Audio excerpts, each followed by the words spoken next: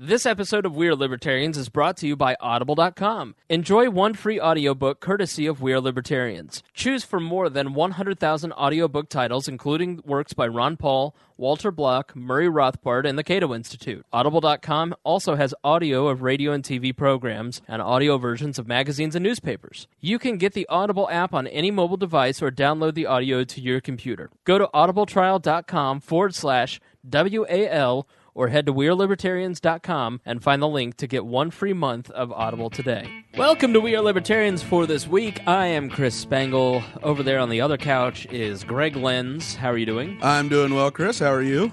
And with us is Harry Price again. How are you, Harry? I'm going great. How are you doing? Oh, I can't complain.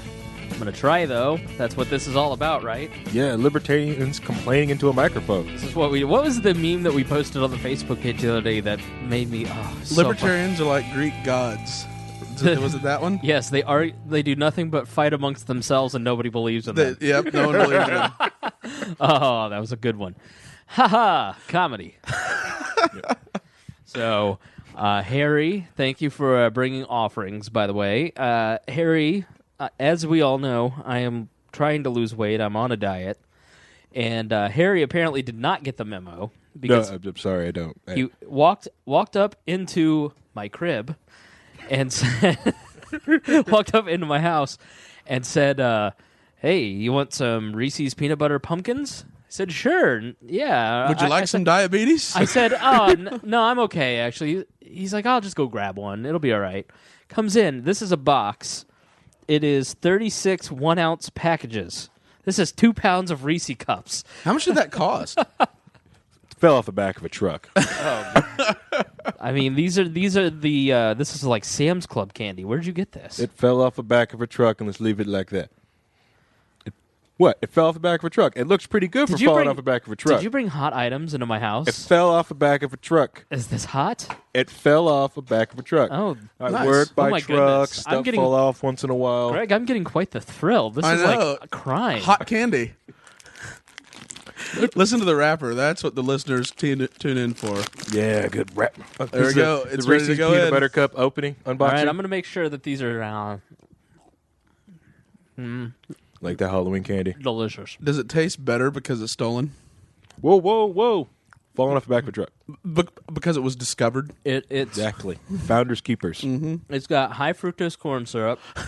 It's got peanut butter and danger. Remember when you were lecturing us earlier this week in chat about how you're on an all-organic diet? I am. None of that sounds organic. No, this is not organic. This is not free trade chocolate. This peanut butter is not organic, but it is delicious. I feel like some Chinese kids were crunching peanuts in a backroom sweatshop just so you could enjoy your discovered Reese's pumpkins.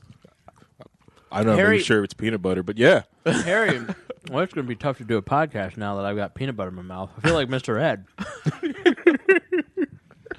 You're going to have to talk or something, Greg. This is a bad idea. Oh, are you going to go for a second?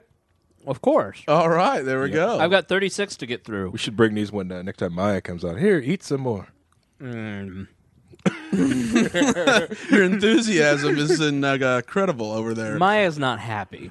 I know. We have been talking a lot about cops and violence and retaliation against the police state, and I feel like Maya is the preeminent expert on such things, given she's, chairman of the local cop block chapter? Minneapolis Cop Block, and the professor of the police state. Of the police state. Yeah, her is that official title. She gave herself a title.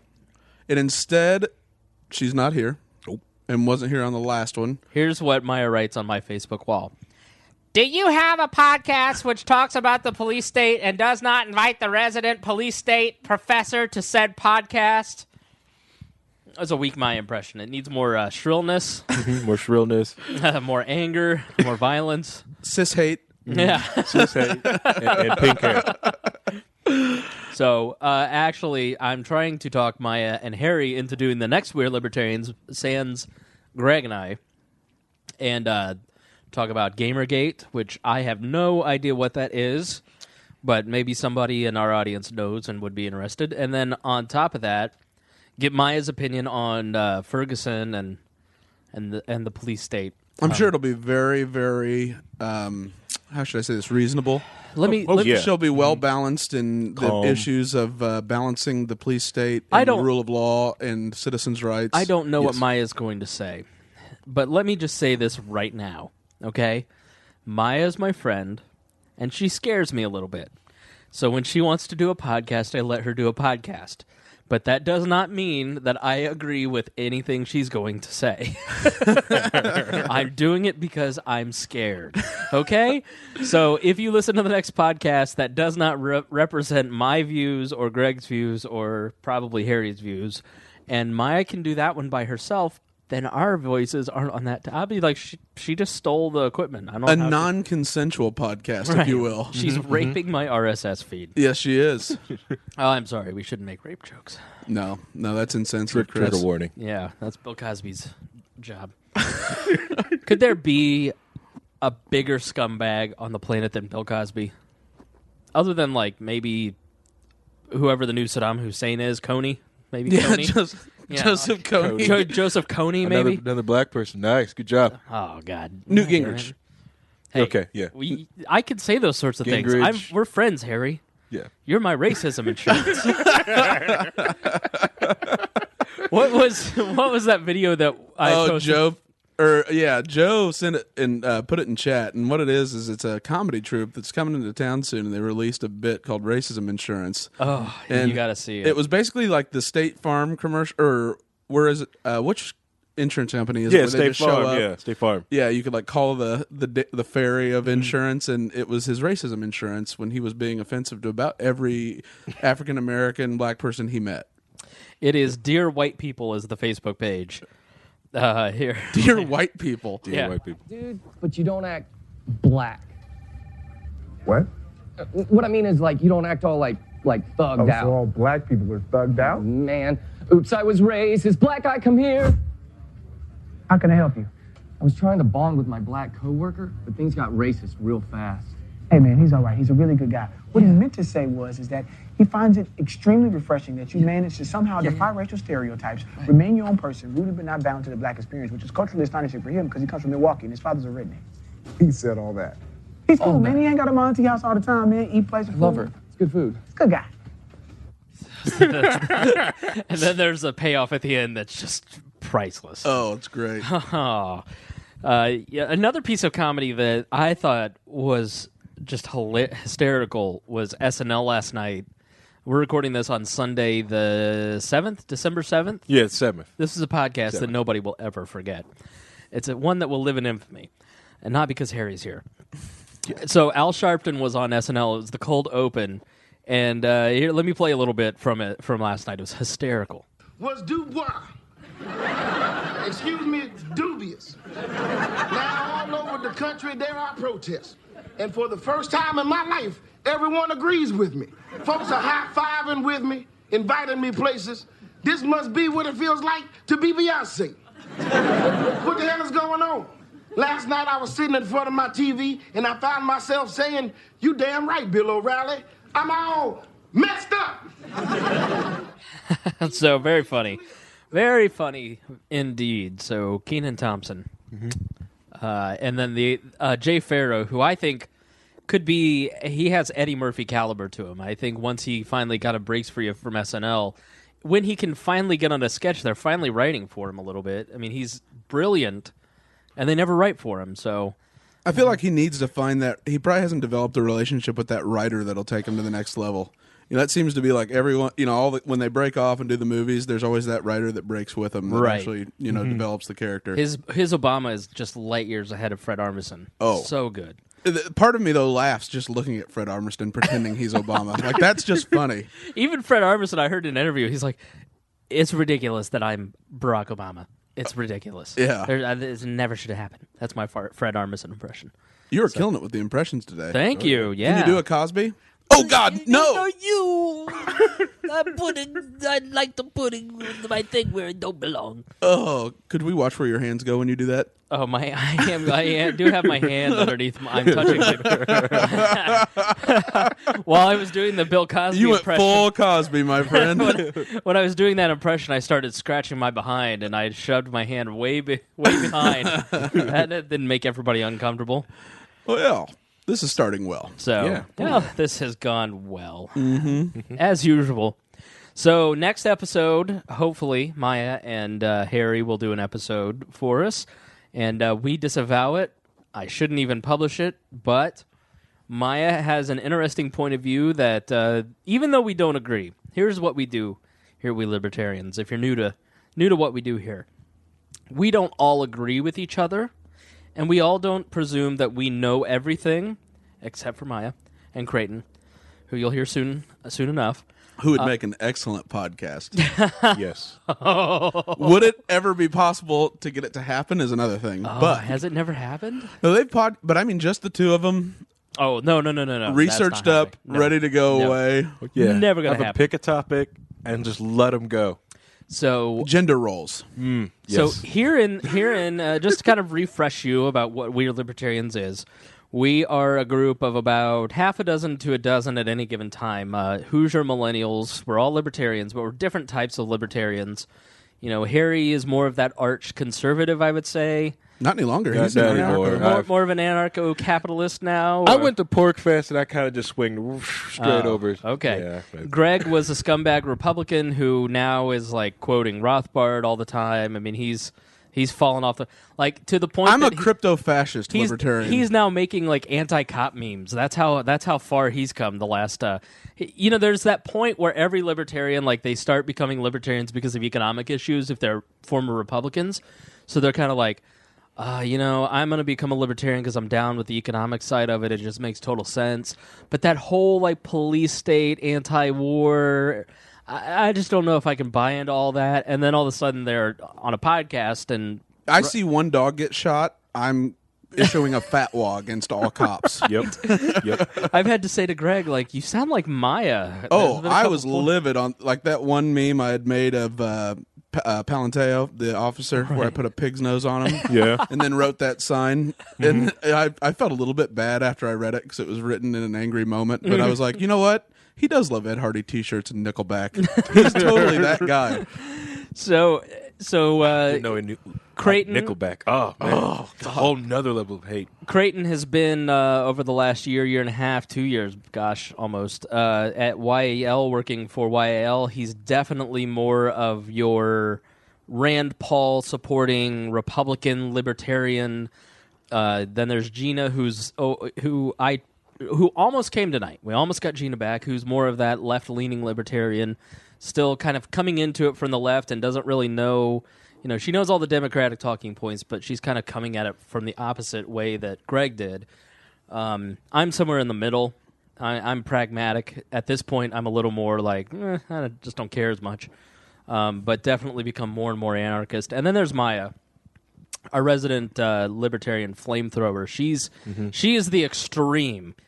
And I would say Maya is probably the one who pushes all of us, the little group of friends that we've developed that circle around this podcast, who she's like that stone that you sharpen your knife against.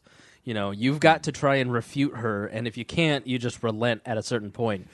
So even though we don't agree with what Maya's going to say, even though we have a pretty good idea, we do feel like it is good for people to hear different opinions, even opinions that we may not necessarily like, because it helps us learn, it helps us kind of see it from a different view. I know for me, Maya's sort of like my philosophical anchor. Now, we're going to disagree greatly on tactics, but we're just never going to get to, I'm never going to get to the same place as her on tactics. But Right. She's always the one that, when I always think of what she would say whenever I'm considering an issue. She's sort of that, baseline or, benchmark for me. Right. Okay. From a philosophical standpoint. And she does it in such a way that makes you hate her, that it's entertaining. So I've said about her before. She has all the social grace of an Israeli counterstrike. And I stand by that. yes, we don't call her social terrorist supreme around here for no reason. She walks, wherever she goes, it ends up looking like Hamas. Just about, yeah. No, truthfully, Maya is one of the best friends anybody can ever have, even if she will occasionally punch you in the knee and hurt you and then never talk to you again. But The only nap she'll violate. The only she will not violate her own nap, wake up and hang out with you, will she, Harry? No, she will not. They're having Harry and Maya. Would you say that you two are best friends? You two are becoming best friends. Friendship is magic. So yeah, we've been hanging out a whole bunch actually the last year or so. Year or so. Yeah. And wow. She keeps ditching you. She keeps falling asleep. I know. She pushes me all the way here to the anarchy side, and then she starts ditching me. New project time. Yep. So that's a little bit about our favorite topic, us, and why. Because we occasionally will get the email like, "I love you guys. We've gone back and listened to every episode. We're big fans, but we hate Maya. We hate why you even have her on the show." It's like, that's why, because Maya, pushes everybody and makes you think outside of the box. And frankly, a lot of us just want to hear points that will make us go, yeah, I agree with that. That's the talking point I can use. We want to hear the choir sing. We don't necessarily want to go out and do evangelism. Well, the thing is, like, Maya also, speaks a lot of future talk. She was hating cops before it was cool to hate cops. To speak against cops. She was already hating them. Did you just call Maya a hipster anarchist? Oh. Yeah. She wow. Like that hipster anarchist. I feel like I would have cleared that before saying it publicly. Nope. Let that out. Oh, man. Increase your security. Call ADP.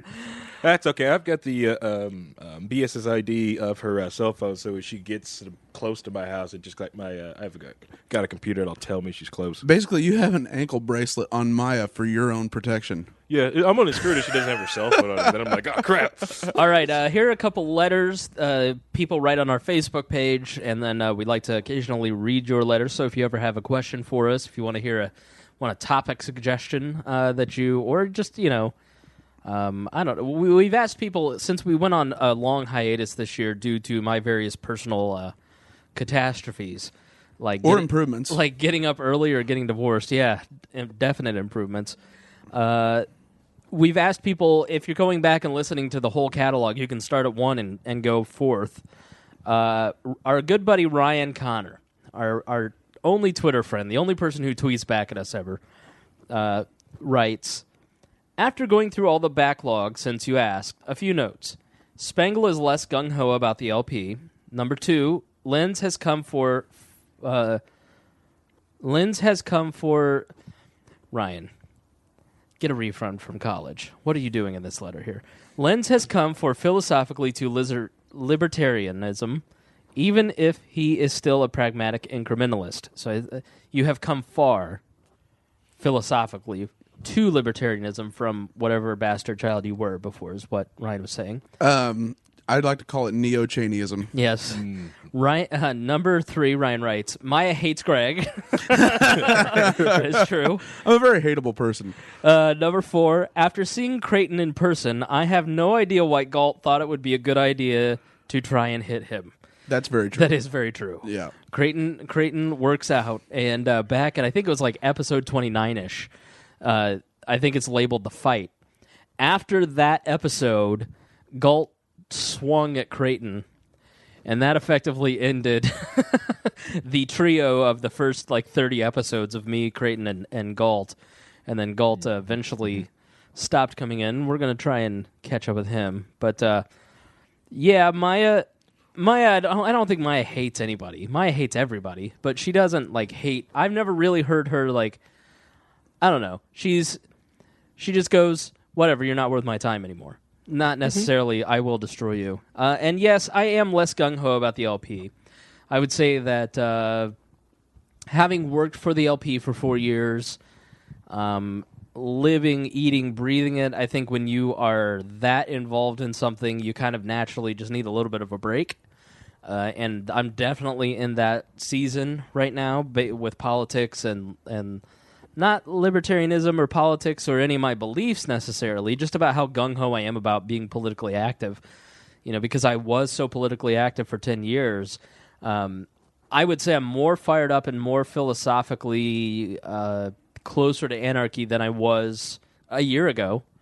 And that a lot of that has to do is because I've just kind of gone, I don't care about being politically pragmatic because I don't care about being political. You know, and so when you kind of don't care about winning over voters, you can just say, well, this is what I actually believe. And libertarians, the big L's, don't have that. They have to win votes. So I would say 98% of what I've ever said about Libertarian Party politics or libertarianism on past episodes and politically, I still believe that.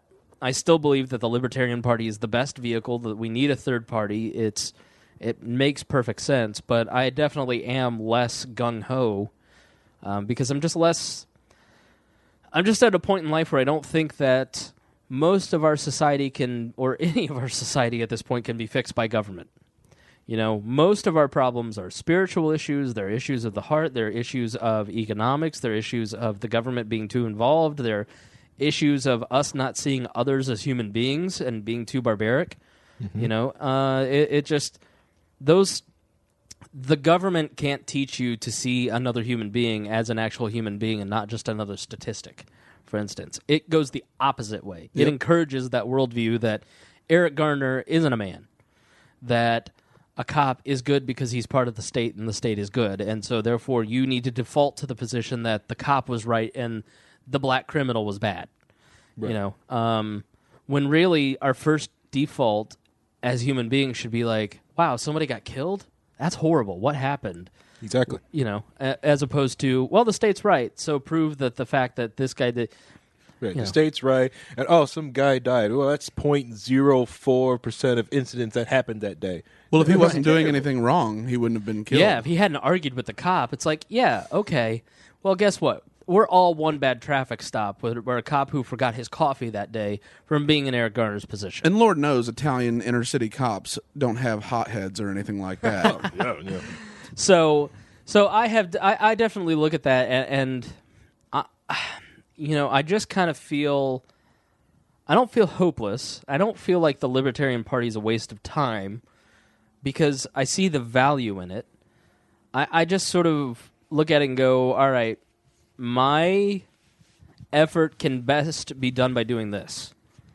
By getting together with friends and putting out podcasts that people seem to miss when it's not there, that we enjoy doing. We don't necessarily think, like, what would the listeners like to hear? I mean, that's sort of coming from a radio background. I do that, but, you know, I definitely produce this show, but we don't sit down and, like, prep necessarily, you know. It's... They run focus groups of topics. Right. We just sort of go, all right, what are we interested in? Because now I'm pissed off. What are we going to record about? Exactly right. It's more our catharsis and then having people listen into our catharsis. And that seems to be about all I can handle at the moment in my life. So that's sort of... So I'm not... I have had a few people say, like, have you fallen out of love with the LP? And no, not at all. I voted for Libertarians. I'm just not as active.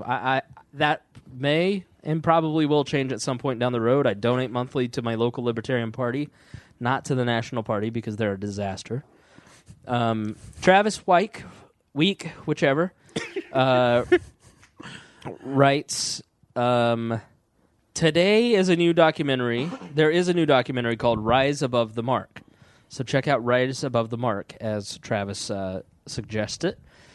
I took many notes. My question to the folks at Wall is, what is education? I wonder if there isn't a fundamental disconnect about the answer to this question between parents and educators, parents and legislators, between parents and non-parent Hoosiers, between non-parents and legislators and educators. So what is education? Let's give Travis his money's worth and give him like some quick answers on what we believe education to be.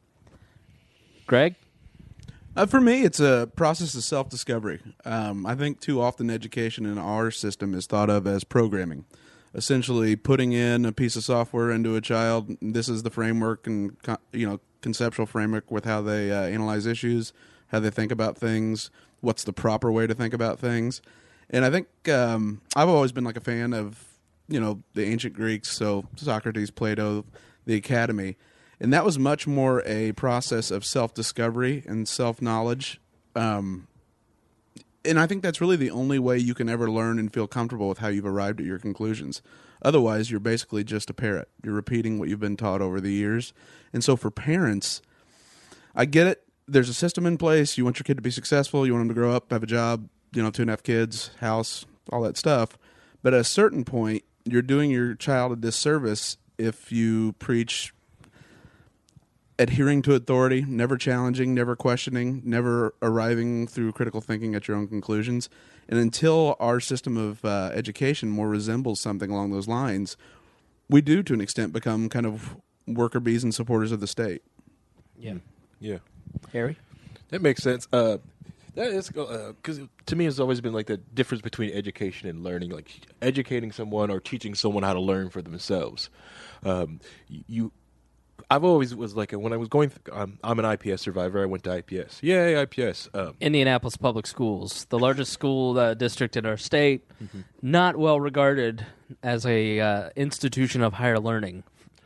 And that's where I went, where I was really taught how that the state was just basically there to quote unquote educate me. I was supposed to learn certain things to be able to so they can get grants, so they can get money, and I get pushed into this box of be educated. It wasn't until I got to like.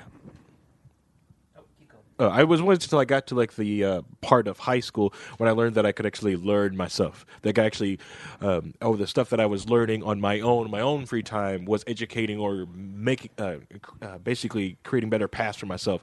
I'm always interested in computers. That what really interested me. That and math. So all the other stuff that I did in school was just ways so I could get to more computers or to get to higher math classes. And the simple fact that since IPS didn't really push me through all of it, I was bored mostly through high school, right?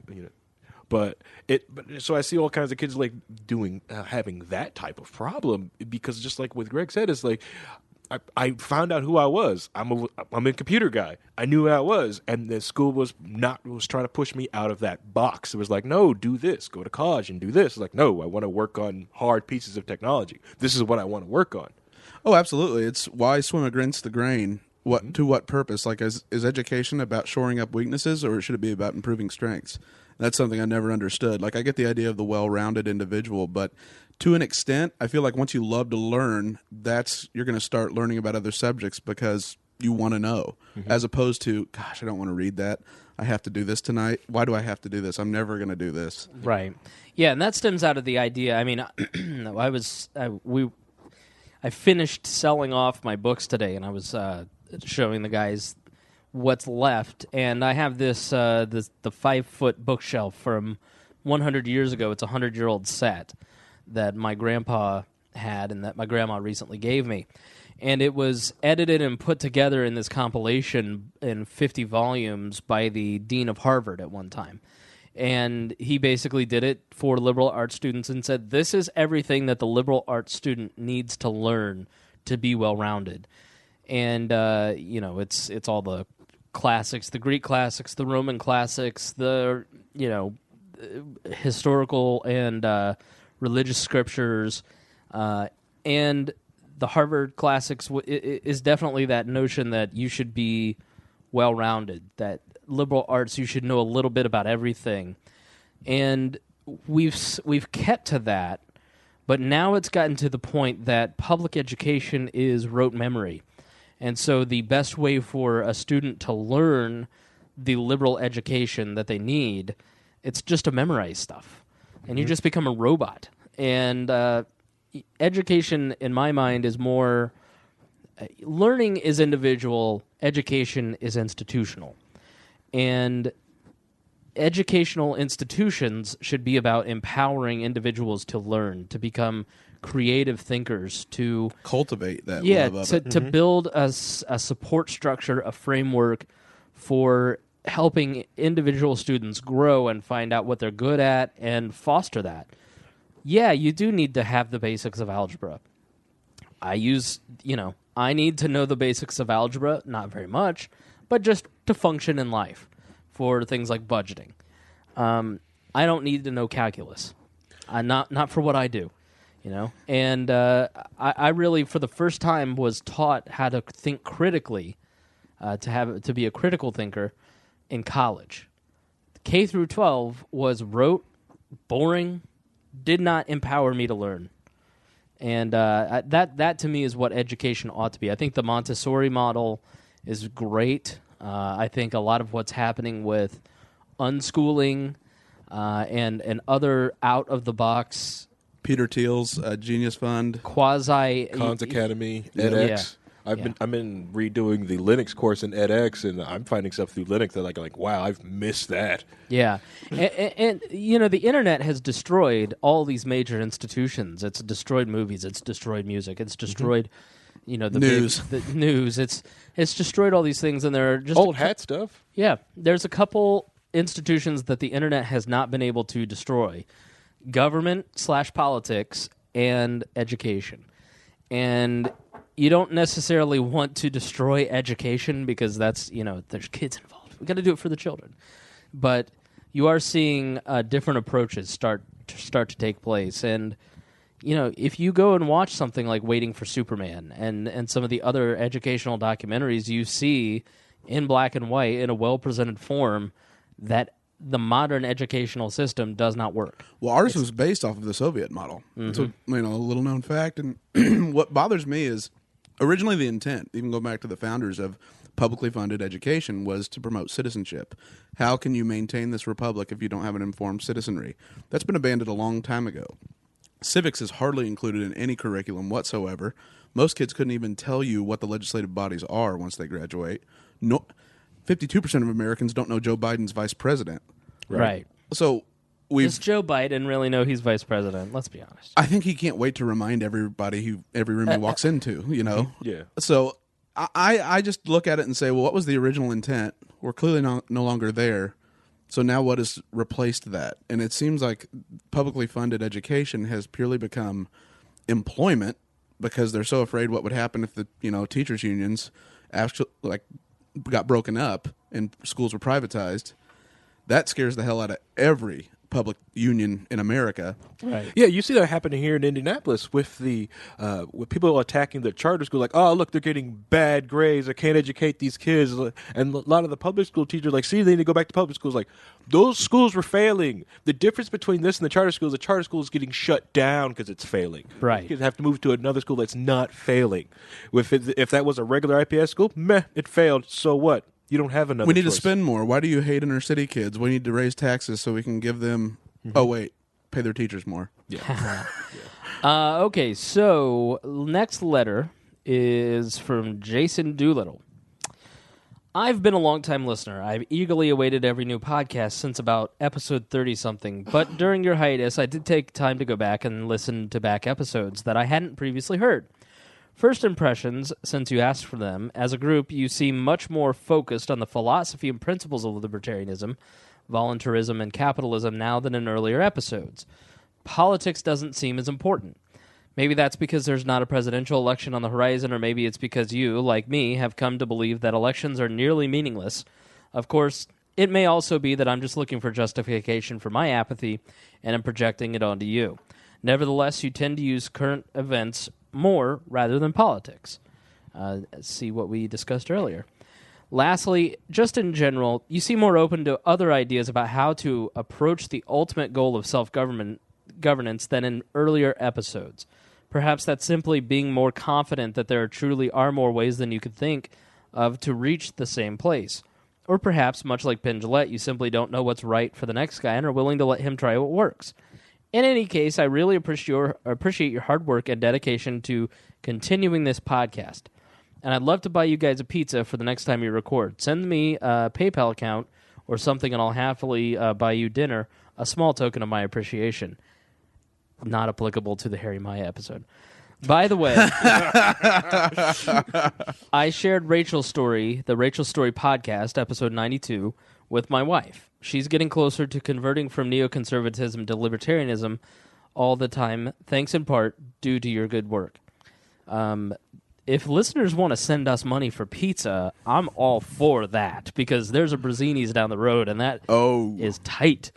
Yes, so Brazzini's. I live within 5 minutes of the two best pizza places in the entire state, Giacomo's and Brazzini's. Now, No coincidence. this is a strategic location. It's like the strategic grill locations from What's His Face's album.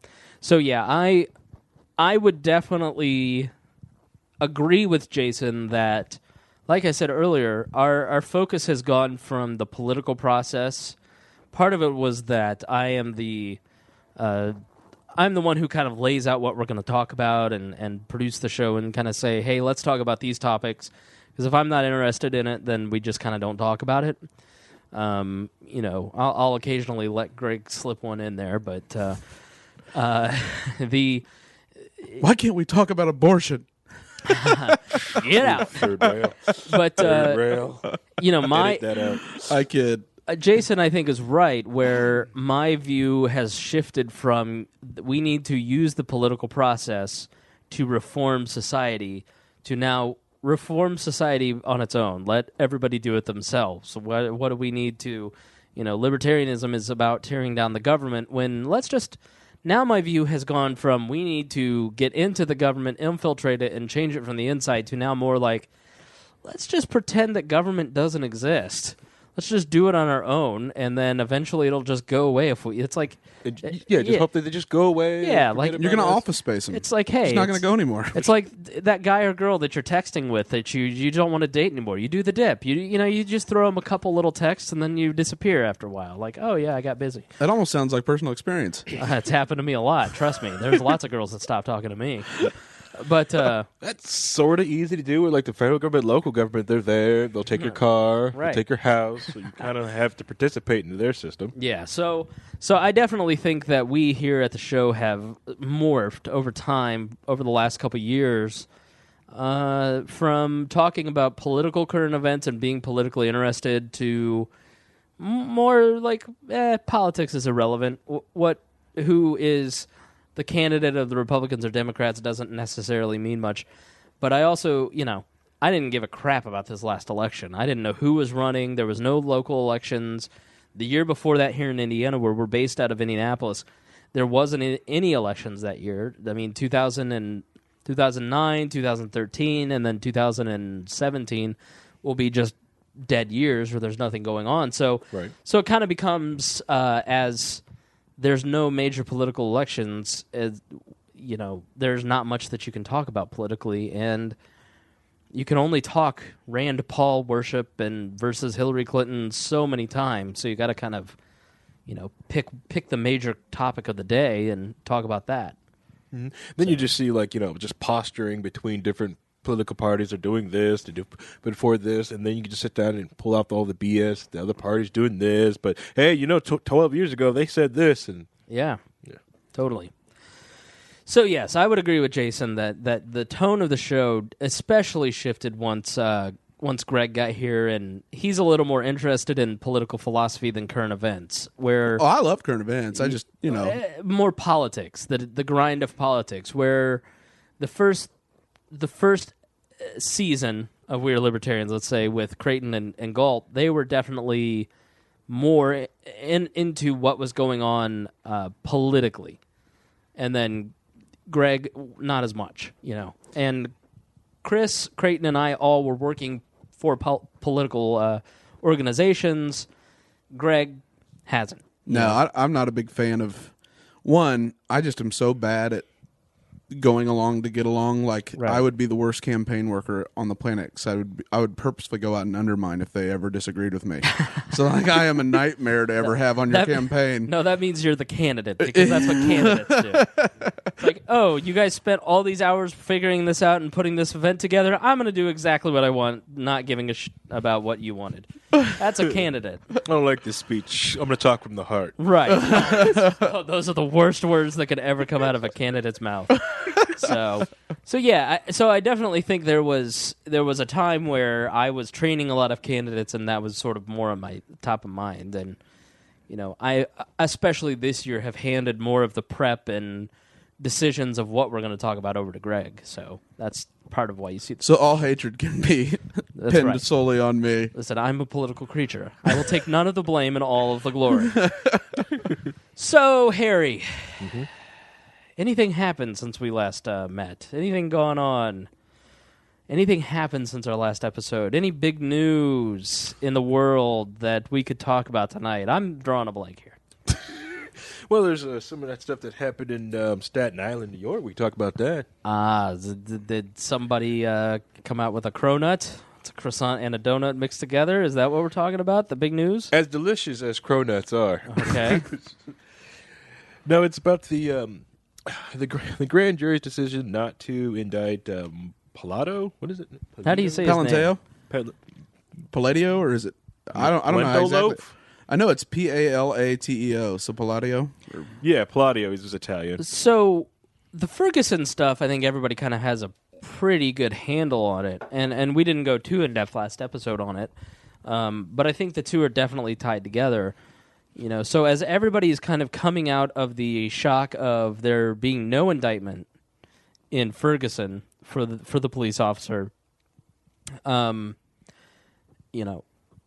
think our opinion was definitely that whether he's guilty or not, there should have been a trial. There deserved to be some justice for Michael Brown's parents. Correct. There is enough doubt.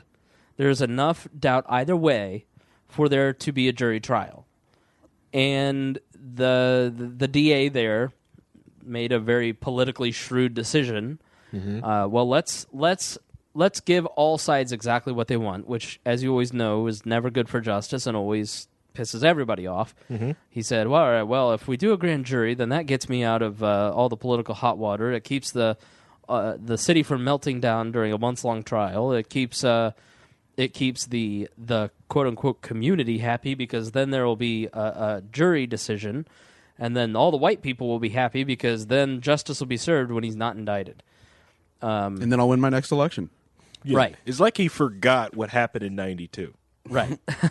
And so so he denied justice for Michael Brown and his parents and his supporters and didn't really, Did he, though, do it, or was it the way the system is designed? Because there was no chance of getting beyond a reasonable doubt in that grand jury. It totally is his decision how to present the case. I know, but the how to do it. the 6 African-American eyewitnesses all testified to the same way as Officer Wilson, and you have to get beyond a reasonable doubt, so it has to be unanimous. Right. So when you have 6 eyewitnesses that all testify to the same account as the officer, can you really convince any jury, no matter what, it's beyond a reasonable doubt? Why don't you talk about the grand jury process? Because it applies to both of these, and I know we went to Harry, and now we're cutting him off. But you know about it as well, right? Yeah, they have like 23 different people on the grand jury trial, just about, and that they sit there. And it's not like a typical trial that everyone sees on those Law and Order. That it's not that. It's not 12 Angry Men. You're not sitting in the back room deliberating. So which is the IPS Civic course. You just watch 12 Angry Men. Yeah, because you had an interesting discussion about the grand jury process. So why don't we review what that is exactly, and then let's go to the Eric Garner case and exactly what happened there. Okay. Well, I mean, all I'm saying is that I had an. I'm going to eat a Reese's Pieces. Should we just sit silently and listen to the munching?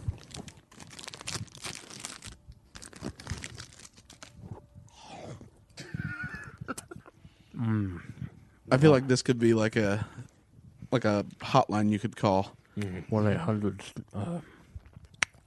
1-800 Reese's Pieces. Anyway, I was I feel like a lot of this was lost on me until I had this discussion with an attorney that said that there was absolutely no chance they were ever gonna return, an indictment, purely because they had 6 African American eyewitnesses that all testified to the same account as Officer Wilson. You have to be beyond a reasonable doubt, regardless of whether or not race plays a part in that or credibility. Who cares? At the end of the day, you're not going to convince 23 people that, given same members of the community testify the same as the police officer, you can't get beyond a reasonable doubt and unanimous. It would just be highly unlikely. And so given that tells me that it was farce, but it was done to, kind of quell the tempers of the community and the riots and the protesting. And then I hadn't really thought of it this way, and I felt a little bit hypocritical. So it's designed that way so that someone's freedom is, put up to a very high bar. If someone's going to be indicted, it has to be a very high standard. So that applies as a citizen too. Yes. So if Darren Wilson were not a police officer but a citizen, and something similar had happened, would there be the animosity towards him that we would want his freedom taken forever? But the thing is, it would have skipped the grand jury. It would have went straight to a criminal trial. For sure. Yeah. For sure. But I'm just saying, I hadn't really considered that. I'd never thought about Darren Wilson as an individual having his freedom taken, and what bar would I hold that standard of evidence to in that event? So let's say it was that trial, and there were conflicting opinions. Right. If I'm sitting on that jury, I want to be, before I'm going to decide to take someone's rights away forever and imprison them, I want to be absolutely certain I'm making the right decision. So I thought about, if I'm on that jury, not the grand jury, but hypothetical one, my anger and hatred for authority and the cops definitely influenced how I felt about the outcome of that decision, way more so than me ever thinking about Darren Manning as an individual. Darren Wilson. Yeah. Sorry, Darren Wilson. Darren Manning is a race car driver from England. Yeah, I know Darren. Yeah. He's not very good. He's drunk most of the time at Scotty's. But if it would have been a regular person in the street, the prosecutor probably wouldn't ask for a grand jury. He would have straight to a criminal trial. We would have had a criminal trial. You were right. This is a political move by that prosecutor because he did not want to put this cop in for a criminal trial. Because probably would have lost. Or who knows? Who knows what would happen? Who knows what would happen to the criminal trial? This is more of just testing the water to see if they could how the community would react on a grand jury trial. And if it went down, then he could wash his hands clean from it and go like, "Look, I tried. Oh, and that's clearly what it was. Yeah. At a certain point, I get, and I don't mean to be conspiratorial at all, but I think that clearly this has been a great fundraising issue for certain organizations. Yes. And so I begin to think, one, the Justice Department in Ferguson clearly has a limited budget every year that's allotted. This clearly took a lot of resources. It took a lot of money. They spent a lot of time on that. I would be interested to find out if they will be getting supplemental funds for doing this, for trying this case and taking it there with no chance to win, and if anyone actually gave them the all clear that they would maybe get federal funds as assistance for this, so that the circus could keep up and so that they could keep this thing going and fundraise off of it longer. Here's the flip side of this case, right? Like you're right, like this going after this guy, sacrificing him because they didn't know for an unknown. What was that one case that they possibly thought some guy shot a couple of cops out in front of the police station in Pennsylvania, and he went out in the woods, right? They couldn't find him. They spent months looking for this guy in the woods, had helicopters, having hunters go out there, all kinds of spending, probably close to a little over $1 million of police force, police coming from around the country, coming to that area to try to find this one guy that shot one of their own. For sure. Yeah. If you go back and you listen to that episode, there's a couple episodes that we would recommend that people go back and listen to in our feed that kind of relate to all this, because I think a lot of what we said then still applies. Definitely the what was the cop's name, that rogue cop in L.A.? Oh, wasn't it Christopher Doran? Dorner? Yeah. Dorner? Something like, Dorner. Yeah. Go back and listen to that episode, and then go back and listen to the police searches in the Boston... Yeah, in the Boston marathon bombings. Right. And then also in the feed is the Radley Balco, the warrior cop speech. It's a couple hours of just incredibly insightful and useful information on the militarization of the police and a lot of what's going on here. And ISIS, yeah. I mean, he makes the point that, Radley Balco made the point in that it is a dangerous job, and it is becoming decreasingly it's just less dangerous of a job now than it used to be. They die at less of a rate than we do. Dangerous job. Yeah. And how's that job dangerous? And it's because we as a society have now sworn to police officers that they will come home at the end of the day no matter what, even if it means killing a citizen. Yeah. Well, that's the thing. Their life is worth more than Eric Garner's. Yeah. Well, how is their job dangerous? You can't touch them. You cannot touch them. Touching them involves you getting the jail time, even if you were in the right. The officer hit you, and they're completely in the wrong. Yeah, no, sorry, you're going to jail. I mean, Eric Garner got... And then it's different. If one of them got hurt, it's because they kicked over a hornet's nest. They went somewhere, possibly they should have went, or because somebody made a law, so they made something underground, so they had to go after somebody with a flower plant, and they want to protect their flower plant, and they use guns to protect their flower and plant for their business. When you go against someone like, how about like a gas station clerk? Now that job's dangerous. They're unarmed, they're sitting in somewhere with a bunch of money in a safe, and they get robbed all the time. By Mike Brown. Yes, that job is dangerous. That guy could have been killed. Now that's a dangerous job. Truck driver, that's a dangerous job there. Someone doing rigging work, that's a dangerous job. Coal mining, that's a dangerous job. Yeah. Yeah, they do have a huge advantage in every situation they walk into, and they have a legal advantage because they are default. They have armor. They have backup on the ready. They have people just sitting there, SWAT team basically, sitting in there on the ready, full of all kinds of high-powered weapons and just waiting, just jacked up on adrenaline, just waiting to be able to use it. They use it for the most ridiculous different things. They have tear gas, high explosive rounds, just to use it. They're ready. And they die at a less rate in work-related incidents than the American public. Yep, they get better rates when it comes to the mortgage. They get cheaper insurance. They get discounts when going different places in their uniform. Certain police forces allow them to take squad cars home. Then there's even civil asset forfeiture that allows them to take money home and to have bonuses for the different departments. Well, we talked about this in the wake of the Ferguson, right after the Ferguson stuff happened. And those are episodes that you can go back and listen to as well, that kind of, where we lay out some of the philosophical points of all this. Because we're not trying to analyze the details of this. We're trying to look at it from a libertarian perspective and kind of apply some libertarian philosophy as opposed to, here's the dates and times and facts and figures of what happened. So it's still kind of evergreen stuff that you can go back and hear it, even if we don't know all the details, which I think we know as much now as we did back then, even after all the documents have been released. Exactly. And I'm informed. Greg's well informed. Harry, I don't know about you. Yeah, he has comprehensive notes. He has I skimmed. Yeah, he has notes, so he's probably well informed. But I don't feel like we've learned anything more about Ferguson through the releasing of the documents because the media keeps us so ill-informed, and it's just... that's why you go, well, we need body cameras. We've got to see this stuff. This is going to help. And then you get a body camera showing a cop choking this one guy, Eric Garner, in Brooklyn, and then 5 cops jumping on top of him, and then he dies because of his health complications, and nothing happened to that guy either. So there literally is no difference between that and Eric Garner and Michael Brown and their situations with regards to the camera. It did nothing to prevent his death. Absolutely nothing. And it did nothing to help further justice for him after he died. And philosophically, but it did help protect the cop. Oh, absolutely. It's caused outrage. Yeah. Yeah. Only thing it did protect the cop on when it came to that grand jury trial, it was the simple fact that when he did act upon that, he did not intently go to murder him. Right. They did. Yes, it was ruled homicide. That just mean he was.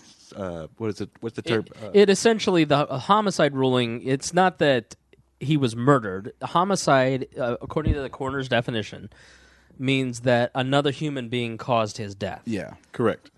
It wasn't his intent. His intent was to bring him down because he was trying to enforce a crappy law that New York put in place. And it would have never even been selling them if they didn't have such high cigarette taxes. Yeah, exactly. They created their own problem. There's so many different tales of drug dealers who've put away the crack, put the cocaine away, and just started filling up trucks full of cigarettes. So let's stay on the body cameras. Obama, under the rules of essentially the laws that we're using to arm all these local police departments, not only is he adjusting that to now give them less militarized weapons, but also fund body cameras. Yes. But he's also putting it under his control as opposed to kind of making it a free-for-all. So now he's going to be able to have some veto power over what goes where and what doesn't, which I find... That's for 2 more years. Right. Yeah, that's Wait till that power goes to a Rick Perry. Right. Wait till it goes to, whoever the next... I mean, God forbid it ever comes to like a Sarah Palin or Rick Santorum or Dick Cheney. Yeah. You're going to talk about like now, well, we need AK-47s on the cops because they get we want to watch those. It wouldn't be AK-47s because that gun's cheap. They get something expensive. Yeah, and less reliable. Yeah, the M80 something blah blah blah that doesn't barely work or something, but it cost $1 billion. The mere presence of cameras on body cameras on police officers, though, does mean a drop in police abuses and power abuses in police incidents like these two cases. So for that reason, if the money is going to be spent, I would rather it be spent on body cameras than, arming Lawrence with an MRAP. I would rather it not be controlled by the individuals. I'd rather it not exist in the first place, okay? Yeah. But if it's going to Lawrence exist... is very proud of their MRAP. I think there's given that we all live in an era where cell phone technology is readily available and citizen journalism is an all-time high, and even the second video of Eric Garner's death, where the 5 cops were on top of him, that clearly shows that he was struggling and dying and asking them to stop. Right. That came from a citizen. Mm-hmm. What we need to do, granted the state would be completely against this, is essentially allow any citizen recording that can be verified that it hasn't been altered as admissible court evidence regardless of the legal process. Because should you allow that, that is way more safe than the state being able to put cameras on every cop. You're essentially saying, okay, the surveillance state's fine. And in fact, we're willing to pay for it so that they can watch us all the time and then use that recording to go back and convict us of something at the time the cop was unaware of. Yeah, right. Yeah. Unfortunately, the only person indicted by a grand jury was the person filming the police officers. Ooh. So you get more on that story at our Facebook page. Go check that out. The video that you saw, that person is being brought up on charges for filming what happened. Not the guy who committed homicide. Here, I have a question that I just thought of. I don't know the cop's name in New York City. I know Darren Wilson. I know what he looks like. I know what he sounds like. I know his story. I know his version of events. I know all about him. He's vilified. He's a freak show, blah, blah, blah. I don't know the name of the cop in the Staten Island case, in Gardner's case. I don't know what he looks like, what he's, I don't know anything about him. Why do you think Darren Manning became, I did it now. Why do you think Wilson became such a freak show where this other cop isn't? What is the difference between the two? Or am I just not watching TV news? No, I would say that the outrage, wouldn't you say, was almost, it almost piggybacked. Yes. So I feel like it was not getting much coverage. Then when Ferguson started testing well on Nielsen ratings, they decided to find another one that was closer to it since it was drawing viewers. And that's why there wasn't the length of time. There wasn't a special investigation, a 60 Minutes. Mm-hmm. They were like, well, that really pulled well. That really tested well. What else is going on? Where else can we find outrage? Let's throw it up. Mm-hmm. Yep, exactly. And we got a video. Yep. Mm-hmm. But why not put the cop's face everywhere? Why not? Yeah, I mean... Because there was not the build-up. Like, the indictment was already done. Okay. I see what you're saying, yeah. So it's not like it didn't just happen. No, yeah. Like, the verdict was done, and came up on TV. I hadn't thought about this. When did Eric Gardner die? He died, I would say... I actually don't know off the top of my head. I mean, because that's an interesting fact. I hadn't thought about that, because... somebody get your phone out and look that up, because...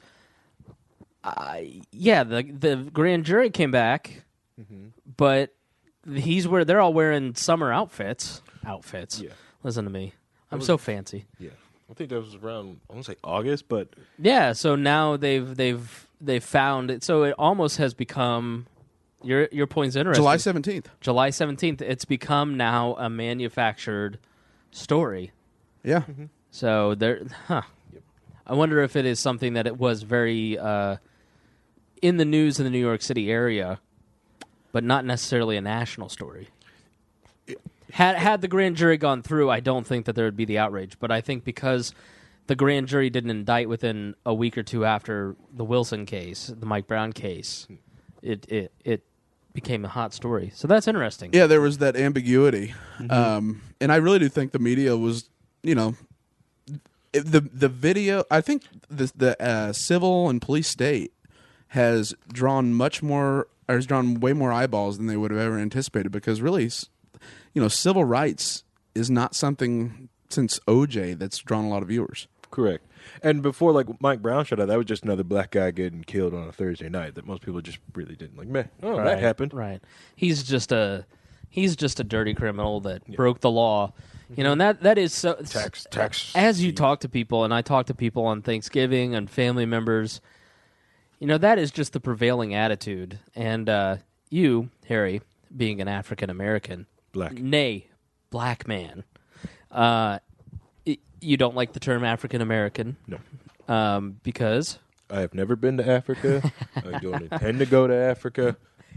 You know, the attitude that I get when you're not around, Harry, because I'm sure the words would be different if you were in the room with my family on Thanksgiving.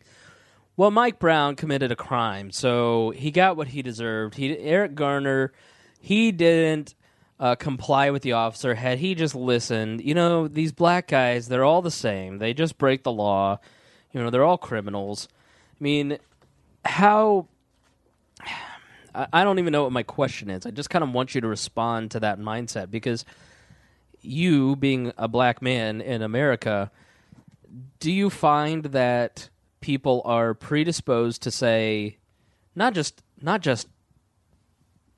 black people, but anyone who has ever been arrested for anything, there's an attitude that they're worth less.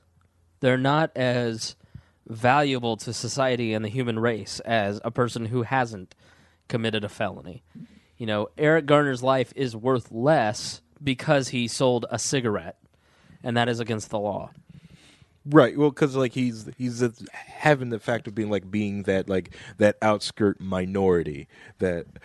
Because right now and for the last almost 50 years it's been black people, because they haven't been able to beat up on the because the Italians now they're just white, and Irish they're just white, so it's just a big group of white people. So what can we rally against the black people? Right. They look different. It's good. Yeah, I just actually sold a book today called "How the Irish Became White." I wish I had read it now, because I could give you an insight how the Irish became white, but I think it was called the Joe Kennedy story. Right. Yeah, exactly. These minorities get into the power circles, and clearly having a minority as the president of the United States did you guys no favors. Yeah. Well, the thing is, they say the same thing about Irish people here in Indianapolis in around 1956. The same thing they say about black people, they say about Irish. Right. It's the same thing. Oh, these people don't do anything. They don't take care of their kids. They're loud, obnoxious. Right. They're violent. They're just nothing but thieves. Right. And Catholic. Yeah. I think that's the thing. And we've talked a lot about this in the wake of airing Rachel's story. If you haven't heard it, go back to listen to episode 92. Really important. It ties into these two stories. And it really comes down to the fact that we treat people who commit crimes as less than human. Mm-hmm. And if you are in the criminal justice system in any form or fashion, then you are less of a person. Right. And the people who have to deal with these scumbags on a daily basis, like a police officer, a parole officer, a judge, correctional facility officer, they have such a tough job dealing with these less thans of society that they need to be put up on a pedestal a little bit. And you can see how that mentality has become institutionalized in the media and in the way that we support the criminal justice system. The way we various shut levels. down our streets for police funerals and literally shut down cities. Right. Yes. Nobody wants anything. I want, when a police officer goes out on patrol, I want them to come back home to their families. And I want there to be less laws and less situations, because if there's less laws, there's less chance that an Eric Garner situation happens. Correct. Because if he's not violating this bullshit law of selling a loose cigarette on the street, he's not getting tackled by 5 cops. He's not dying. The cop's not going to trial. Less laws equals less violence. All we want to do is make police officers' jobs, one, way more important to society for real crime. Right. and way less burdensome. Real Right. crimes being They like, should yeah. love libertarians. Like they should absolutely Right. worship at our feet. Which is why I truly, truly hate like the mentality that we need to hate cops. But cops are the front lines of the state, and as we have an increasingly, as our government, as Creighton said on Facebook, you're seeing the direct results of a government that chooses to use force as its first option instead of the last. Government is force. So anytime, and this is why people love to use the government to change society, to produce an outcome in society. They want you to behave a certain way because they think it's better. They, meaning like a social conservative, doesn't want gay people to get married, so they pass a law that keeps two gay people from getting married, because if they don't obey and they don't change their behavior, they go to jail or become financially ruined, or both, or now die at the hands of the front line of the state, a police officer. Right. The yeah. person who has to take that force and apply it. And I don't want anything to ever happen to a police officer because I don't want violence to happen to anybody. Mm-hmm. I would like a police officer to think about their role in this cycle of force. And what am I contributing to society? And if I choose to not participate in the system, can the system continue to be perpetuated? If I quit my job and I go work in a non-violent role, then there's less of people like now. On the flip side, that person who's having those thoughts is a human being and sounds like a fairly decent, rational person. And so you're left with nut jobs who just want to kill everybody. You know, they're basically Mad Max. Exactly, right. yeah. You know, in the police officer. But The that's a people risk are- I'm willing to take. People like either who wanted to go in the military but didn't want to leave America. So the reason we see an escalation of these events is because the government is using more force, because it is trying to produce more social outcomes, and that's why more and more people hate the cops. That's why more and more people. Part of it is not just the fact that it's institutionalizing violence and force. It's also like people respond to hating cops when really they should be thinking about how much they hate the lawmaker. Exactly. And But the they see the cop. governor that signed that shit. They see the cop. They see the cop in the Right. unmarked squad car that's all black and tinted window. They Right. see the cop in the all black uniform with the gun on this side. You know, notice everyone's fine with them open carrying massive Right. guns on the side of their hips with extra clips. They're fine with that crap. But there is a I meant magazine. there is Quite a right. feeling though that they are somehow more responsible and more human. Like they are human beings just like anybody else who open carries. Yes. They're Yes, they more are. they are just as prone to Make mistakes. if they're hungry and they haven't eaten and they're on the screw. I mean, we have the worst. Cops have the worst divorce rate because of their sleep cycle, because it's so screwed up and so bizarre. It'd just be like if they're they just human admit beings. they're human. They're Right. human. They make mistakes. Remember, Bassard went down the entire time as a police officer and still admitted that I wasn't drunk when I crashed his car, even though we have blood alcohol to prove that he was. Yeah, there is a case here in Indianapolis, Bassard, B-I-S-A-R-D. It's been a big deal where a cop was drunk driving, allegedly, and smashed into somebody. He maintains that he wasn't. I think we talked about this on the last podcast. He was convicted on that. Oh, was he? Yeah, he was. But it isn't... Both times. It is society at large that sits there and says, well, a police officer is more responsible than your average person to carry a gun.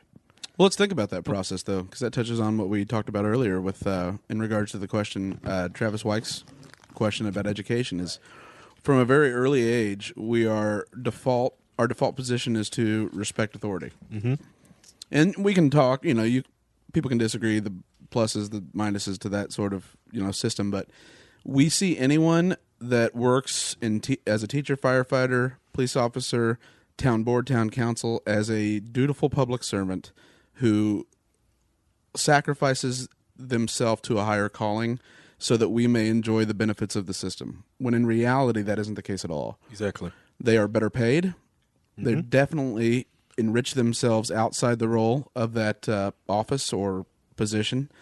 They are held to a lower standard of accountability than you are that the market enforces on anyone in the private market. Yep, they investigate themselves. They literally are the fox in the hen house. Yep. And does that mean that every public servant's bad? No, of course not. There's great police officers. There's Brad Rogers up in South Bend. There's great sheriffs. But at the end of the day, the 90% ruin it. There's 10% that are actually in it and don't have to be forced to take those roles because they do see themselves as dutiful servants that protect you. The other 90% are self-interested. Yep. And so they're going to protect that self-interest and do whatever they can as possible because you trust them, you've been educated to trust them and respect their authority. They are the closest. I've said before that government is just intelligent design for atheists. That is all it is. It is literally producing outcomes, playing God with the absolute force of the state. Yep. And so they take the advantage of that and go ahead and act like they have free license. Yep, and they just run with it. And just like as strong and as powerful as a teachers union, the police union is even stronger. Way more strong. You know, you think it's hard to fire a teacher? Psh, try to go after a cop. Mm-hmm. Can you imagine? Teachers now in Indiana have the pay for performance. Imagine doing that to police officers, that you got paid based on the fewer number of complaints. Complaints or cases solved. Most cops don't even how do they really solve cases? If it wasn't for people snitching, they don't really do real detective work. I have a friend who experienced domestic violence issues, and the cops would come out and say, "Well, what did you do to mess with their heads?" Or wouldn't file police reports on the situation because they just didn't need to and they didn't believe her. Now, it legitimately happened, and there may be a cover story coming soon in a local news outlet that will kind of shed some light on this cop and how bad he is towards victims of domestic violence. He has been in trouble for it. He is, unwilling to help a victim of abuse and is constantly under disciplinary action. Can't get him fired for anything. Can't get him to get off the streets for anything. It doesn't matter. You just can't do it because he's so well protected. He's a bad dude who takes the side of the man every single time and is probably responsible for deaths because of that. And there's nothing you can do to get rid of this scumbag. Nope, and he will retire with a police pension and go on probably beating women. Mm-hmm. Full police pension. He's probably moonlights as a security guard at different hot spots like that, making all this type of different money. So and then when you try to shop that story around to local news outlets, they don't want to run it because they're the ones running the ad campaigns to put the blue lights in your front window. We had all the news stations here in town promoted this effort to put blue lights to the point that local Walmarts couldn't keep blue light bulbs in stock in your porch light out front to show how much you support the cops, because we had a police officer who was killed in the line of duty. And in the wake of that, put up the blue lights, shut down the city for an entire day, rent out the basketball arena to have the funeral. Every police officer, they're shutting down streets. And it is literally like the president died here in Indianapolis. It is that scope and scale. I would argue that the president would get less turnout than this police officer did in Indianapolis. Probably. Yeah. Yes. And it just... I don't want to demean or belittle the loss of a police officer and what that person meant to their family, their friends, their community. By all accounts, this was a good guy who had their heart in the right place and was doing things unseen, because a lot of times police get the bad rap. They don't. The good stuff that they do, they spend 90% of their time around the bottom 10% of society. They respond to needs, charitable needs. They're on the front lines of the worst situations in our society. And so a lot of them do good stuff. So we're not trying to say that they're all bad. And they didn't create those. And no, they're, but shutting down the city for a guy who lost his life in the line of duty is state worship. Yes. And the news outlets are participating in that because it's good for ratings, because they want to show they're part of the community, not just, and so if you go take this story of this officer who was helping abusers, None of them will take it because they're not going to be the ones who get the phone call from the police chief. And it's just like Jon Stewart ended his program the other day with. It's these same situations. You know, hey, I really wish you had come, the police chief talking to the DA about his officer being indicted or not being indicted, and then following it up with, by the way, are you my secret Santa?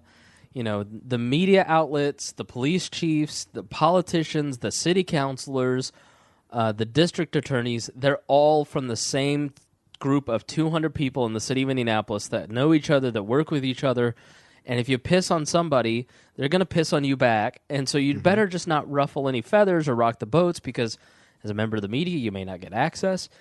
You know, it's insane what goes on and how well tied everything is to each other, and it creates a good old boy network that doesn't create a system of justice. So if you're one of the little guys, you know, it's like George Carlin says, it's a big effing club and you're not in it. Well, and you know, I hate to just critique and not offer a solution, and then, you know, so you think about this from a libertarian perspective is how do you affect change on some system like this? Because if you look at it from the perspective of how are we ever going to get those in power to reduce their power, you're not going to get there. And allowing them to control essentially the surveillance apparatus with guaranteed cameras on you and then being able to tap into that database of video to convict you of past crimes, that's not a good solution. And that bill had $263 million in funding, and only 70 or 50 was going to 73 was going to fund these cameras and for 50,000 local officers. Right, in its first season alone, and you know, since the election season is going to be on, everyone's going to be on it. And now the two companies that are involved in making those body cameras, Digital Ally and Taser, right? Their stocks went up this week. And then if you look at the Digitality board of directors, all of those people also work for a big oil too as well. So back to the big effing club. It's all the big effing club, and so now they're going for body cameras now because they've got people and friends and that own those companies. It's like Karl Rove's marketing team right now in D.C. They're the number one marketing consultant for getting Obama phones within different regional markets. You're kidding me. Small government. Say that one more time, please. Karl Rove's marketing company, essentially firm, is now the number one consulting firm on getting Obama phones more widely distributed in regional markets. Nice. Glad I brought scotch. Hilarious. Our friend Hannah just walked in. I feel more Republican right now. I know. No, I will. Just like we did to you, we've ruined her. She's like infinitely more libertarian leaning as a result of hanging out with us. I just hate it all. Yeah. So you're like Maya? No. Never go full Maya. Yeah. She's been in here like 2 minutes and she's already complaining about how cold it is in here. You don't have to stay. It is cold in here. It is. Here, you want some Reese's? All right, Greg, talk while I turn up the heat and deliver the lady some Reese's. I've had 3, which is only 500 calories. You said you have. How many more you can have? I have 1,000 calories left for the day, so I can have 3 more. Boom. Yeah. So my sugars will be so high. All right, so Harry, let's just imagine that you are dictator of the United States. You are a kind, benevolent, libertarian dictator, and you have a solution to the police state problem. How do you go about it? The strongest among us must disarm first. So you would disarm the police? It makes it just the local beat cop. I'd put them in all white uniforms and take their guns away from them. Give them sticks and whistles. What right. It would make wearing all white suits would careful and make sure they're not going around getting dirty or doing something that they're not supposed to because they're in all white suits. Okay. We know exactly where they've been because they're also in all white suits. Okay. Not having a gun, they're not going to go somewhere that it's like that someone's not going to accidentally get shot because of heat of the moment arguments. If they feel that they actually need to bring a weapon or a weapon that needs to be called, they can call somebody. Someone from outside the argument will come and show up. So, to an extent, a third party arbiter of violent disputes, but that's not there emotionally. That is just there to make sure no one else gets shot. And are they armed? Oh yeah, they'll be armed. Who do they? who do they work for? There'll be a separate, almost, let's see. SWAT team? Yeah, not a SWAT team. I don't want to like the name SWAT. That's a bad term. Makes it think like they're coming in as SWAT ants or flies. All right, so one, demilitarize. Yes. Okay, so you demilitarize, and then you need an independent third party that can essentially analyze the situation, scale it down, Right. and then So what happens after that point? So they're able to, Because that third party that comes with weapons, they have insurance on them. They're liable if anyone does get hurt, buy their own weapons when they show up. okay. So you're basically talking about what you're talking about is anarcho-capitalism. You're talking about a third party service provider in order to administer justice on a for-profit basis, and the more effective Doesn't they have are. to be for profit. It could be for non-for-profit. Okay, yeah. So it could be for fee, Yeah. regardless of whether they can For turn a fee. profit. Yes. And so the better they're able to do that, does that mean the better they're able to distribute justice, or the better? Like, what standard do you hold that sort of provider to? Well, it's more like because of this way you don't have someone that's out there being all gung ho, like because the way I view the police now, they're almost like a standing paid army. They might as well, but they're just a standing army that walks around. They just by name call the police. They just Okay. call themselves police. So if we take the pay aspect out of it, make them they can only be volunteers. Only maybe one paid guy that does it full time. So you would have essentially one guy that's a civilian monitoring service that's basically the city tattletale that calls in the for-profit provider of justice. Mm-hmm. Okay. Almost kind of the same way some cities do fires. Just volunteers showing up because it's So a civilian force. Now, imagine it's almost like a little night bit watch. a night watchman. Yes. So imagine it's a little bit more of a dire situation. Okay. So it is a Mexican standoff, not necessarily between two Mexicans, but whatever a Mexican standoff is. And this arbiter watches it. These two gentlemen are pointing guns at each other. It doesn't. How quickly can they arrive? That would depend on locale, on where they are. But since they're trying to give service, it's just probably the same, like 5-10 minutes. It's probably the same speed that most police departments respond to most calls now, 15 minutes. True, and that is always the critique. Is that any privatization always gets critiqued as saying, well, you guys aren't responding in a quick manner. Especially by those that support the state, they're always the first ones critiqued when the state's arguably no different. Right. And so we dealt with that story with Rachel that, Corizon is a private service provider. The state of Indiana has outsourced the prison system. It didn't lead to a better outcome for her. Right. And so the reason why is that I would imagine it always comes down to dollars. Funds were getting tight that into the fiscal quarter, and they needed to meet their stock projection. And so any extra expense hurts the provider's ability to provide those services. Is that necessarily what you want when, let's say, that it's the end of the quarter and this third-party service provider is out of their remaining contract funds and they can no longer get any more funds? What happens in this hypothetical situation when basically the city tattletale tries to call them in? We're sorry, we don't have gas for our truck. We can't arrive.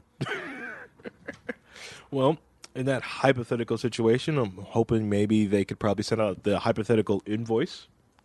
Or that the people in that town is like, well, just like most housing addition does with snowplow. You get from your lawn mowing contracts that you already have to have the lawns maintained in the area. You have 4 free snowplows. That's what you get for your for this certain periods. If you use all 4 snowplows, any more snowplows will just be billed to you for later. Okay. And just like any good business, they could probably cash flow to a next quarter. It's easy. Okay. I'm never against necessarily using market-based solutions to problems. I just feel like that's a little bit right now far off from a politically achievable. I mean, it's not something we could implement very quickly. Do you think? No, it could not. Yeah, As far as a solution in time, overnight. That's also a lot of educating people to be, to get them out of the mindset that the government or the state should watch out for their safety. And so for me, I struggle with the replacement sort of solution to anything.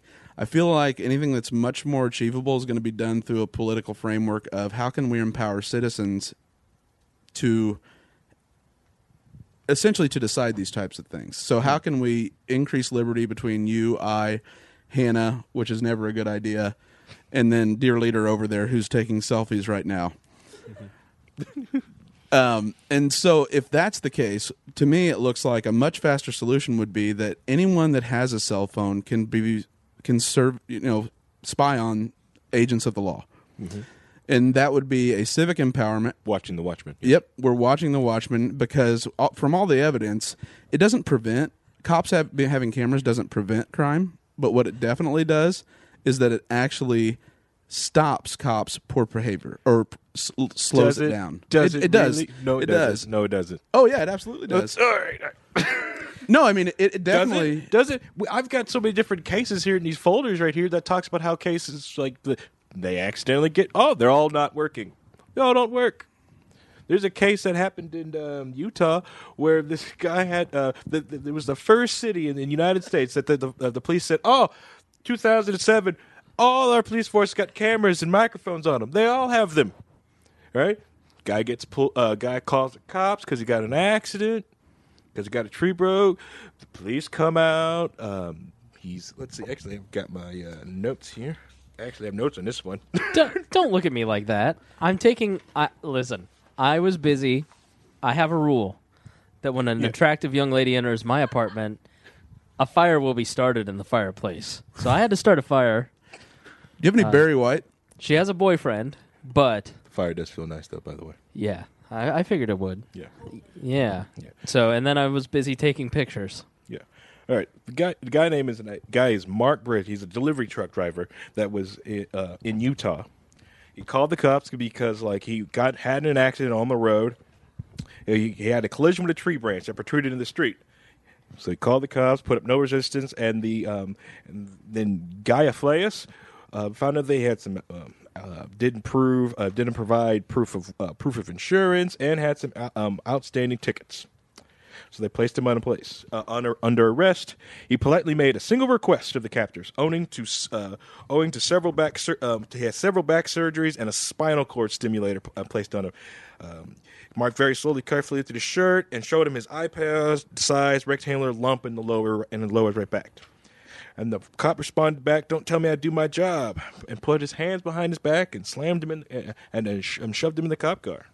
Sure. And I don't mean it to say that this is an all-encompassing solution. That cop, after realizing finally did something wrong, put his handcuffs in front of him, then finally took him to the emergency room after the thing was destroyed, his leg was seizing up, and then made sure when they parked in front of the emergency room, make sure he parked in front, but where there's no cameras at them, proceeded to drag him from the squad car into the emergency room. The only cameras that ever caught any of this incident was the security cameras inside the hospital watching the cop punch him in the stomach. And that police force was supposed to having body cameras and cameras for 3 years, yet all of them were broken at that time. Sure. I mean, it's the same thing as the Lois Lerner, the IRS emails. They're suddenly lost. Right. It's that if they're in charge of that, then that's not going to lead to anything because they're never going to keep the evidence on record in order to pull it up. Exactly, which is ridiculous because storing data is so cheap. You can have average citizen can have petabytes of data in their house. It's so cheap, especially with Intel now developing their 10 terabyte SSD. Sure, and so the likelihood that would happen again is very likely. It is very likely, unless it's held by individuals.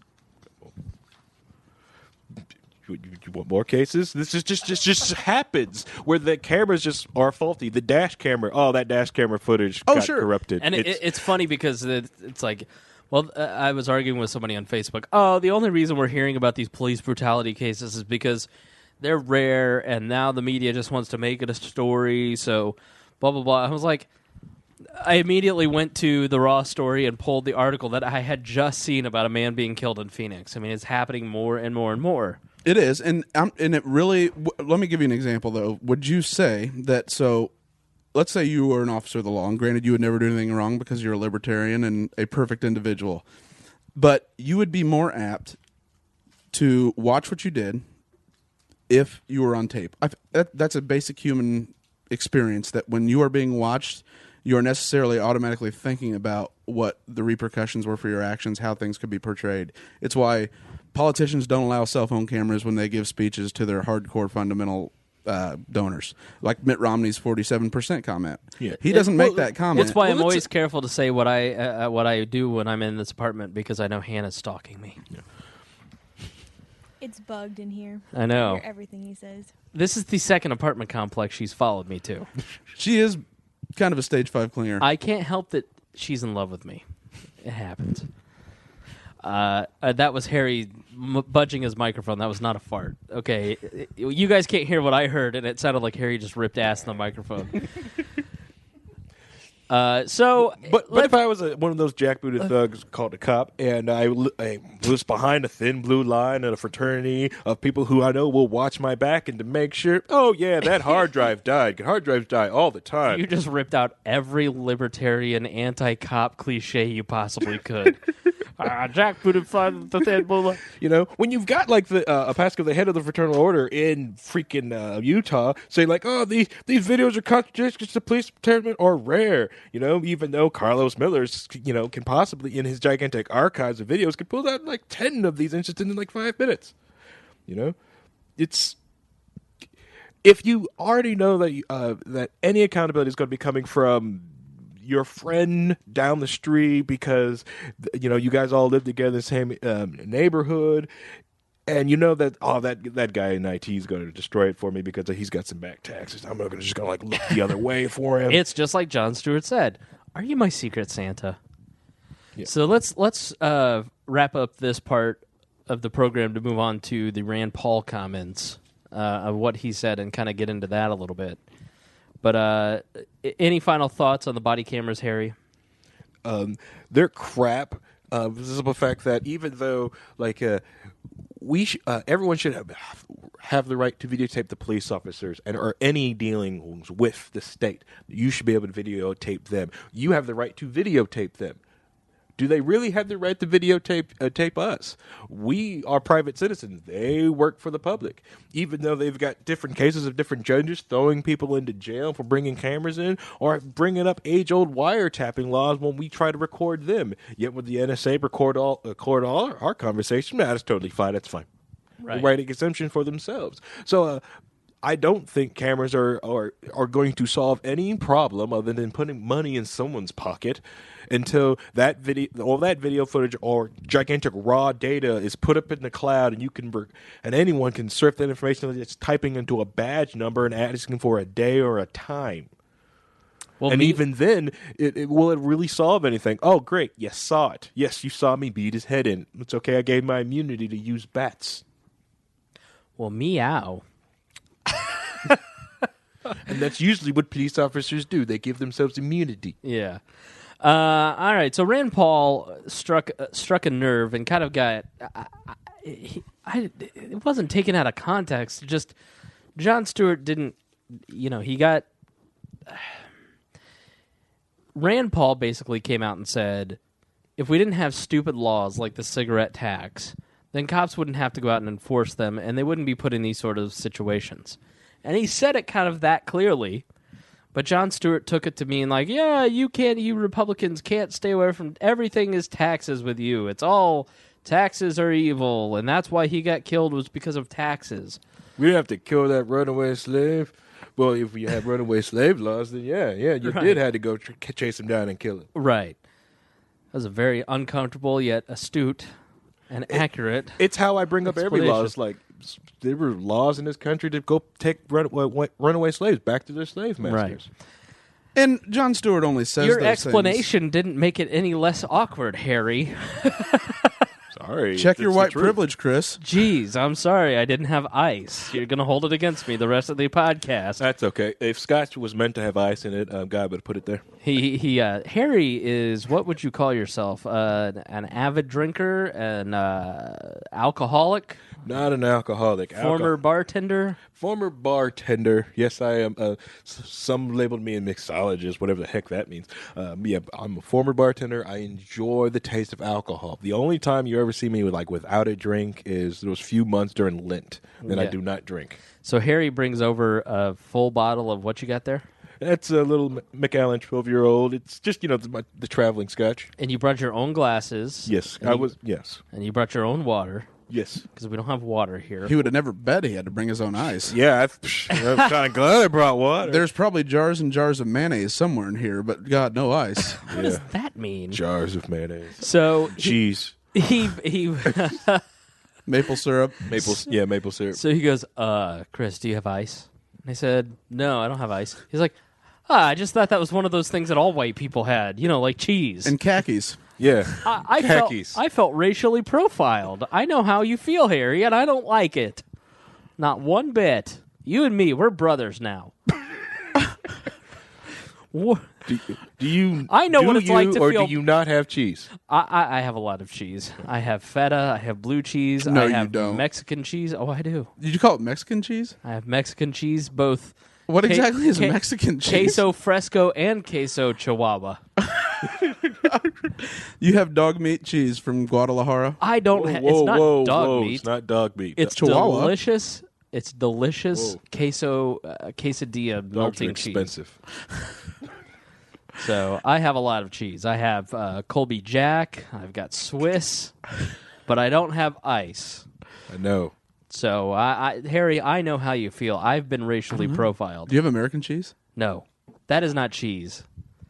Cheese food product.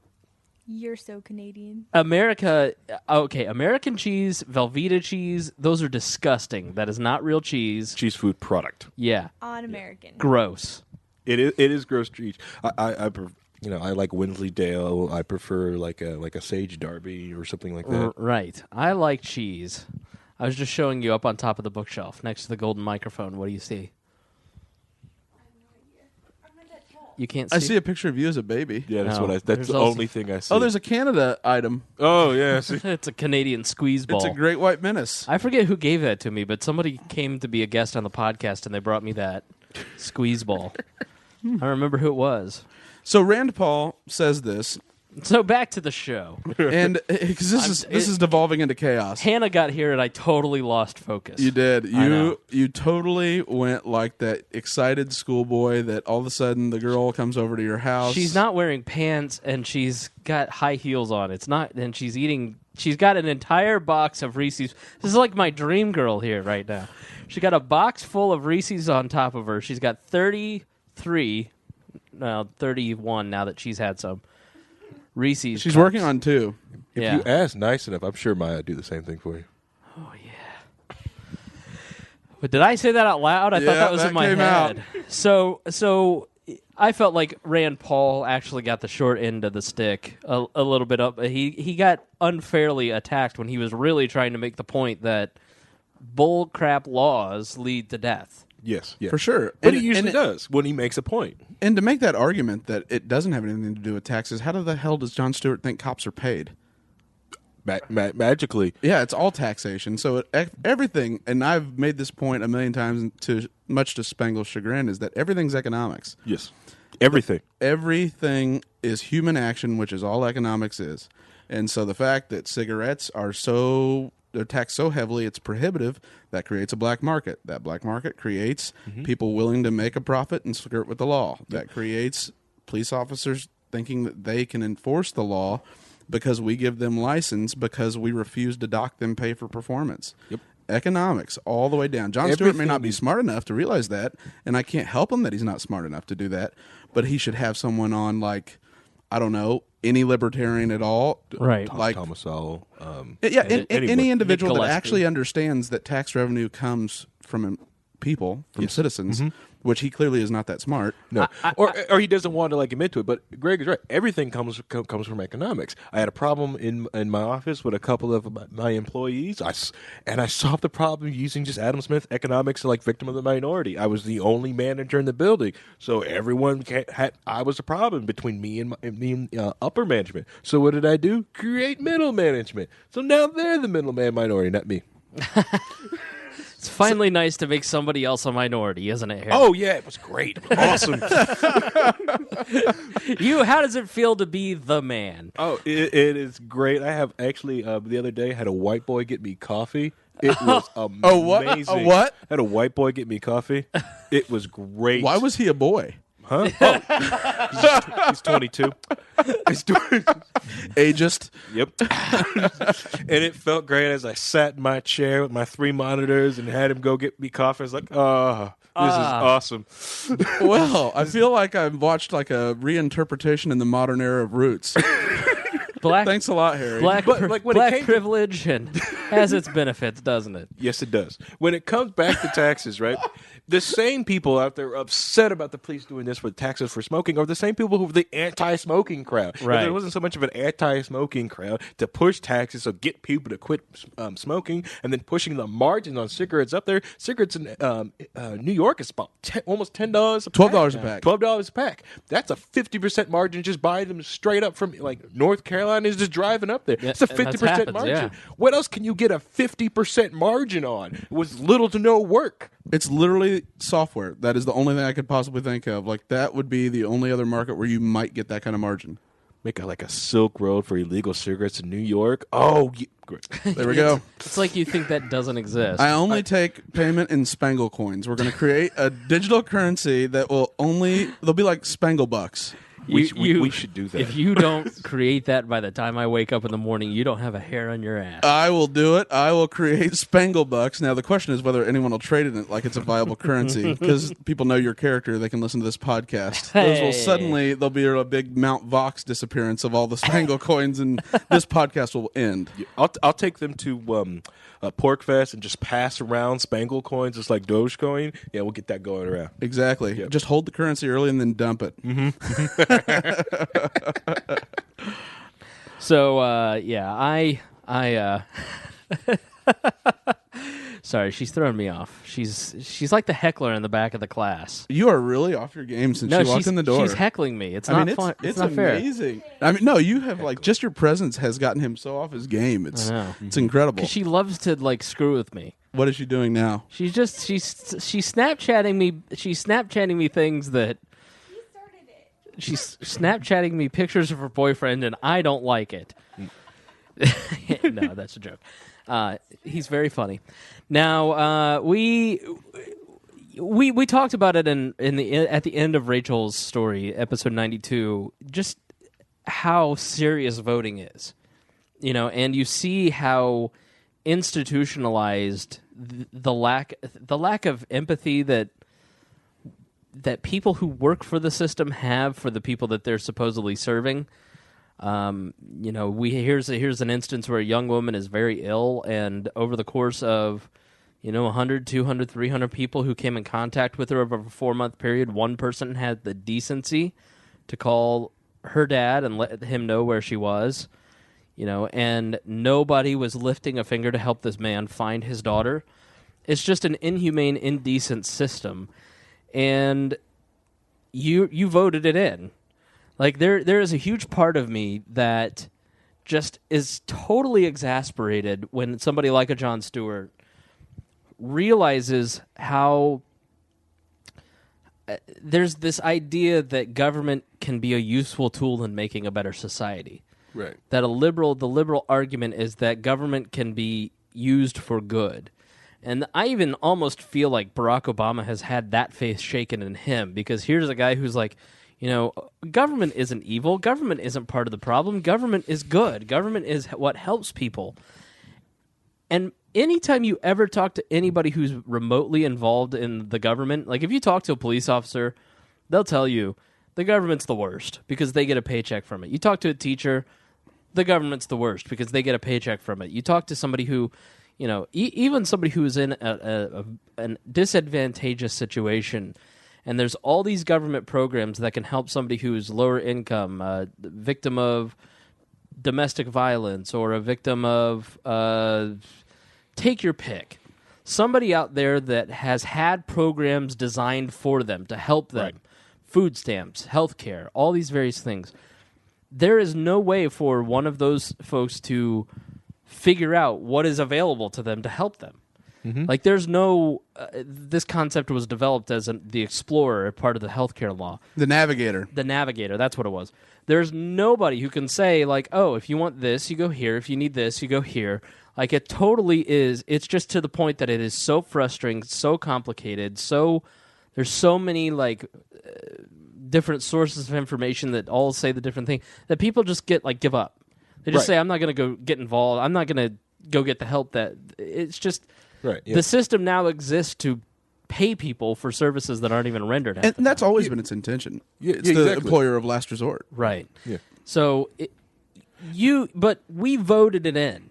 Like, it is us as a society have created this monster. It's like the movies, the Matrix or Total Recall, where we create artificial intelligence and then it rules us.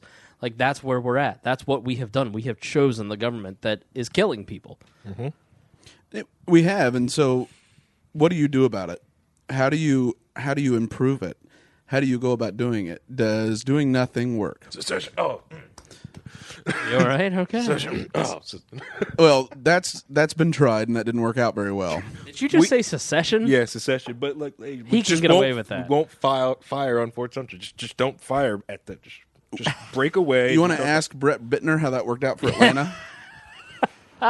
I love a good Civil War joke. Well, regardless, I mean, it is. It's. There's no good answer, unfortunately. So you essentially drop out. You don't participate. You refuse to acknowledge the state and its authority over you, and will not vote in order to contribute its tyranny over you.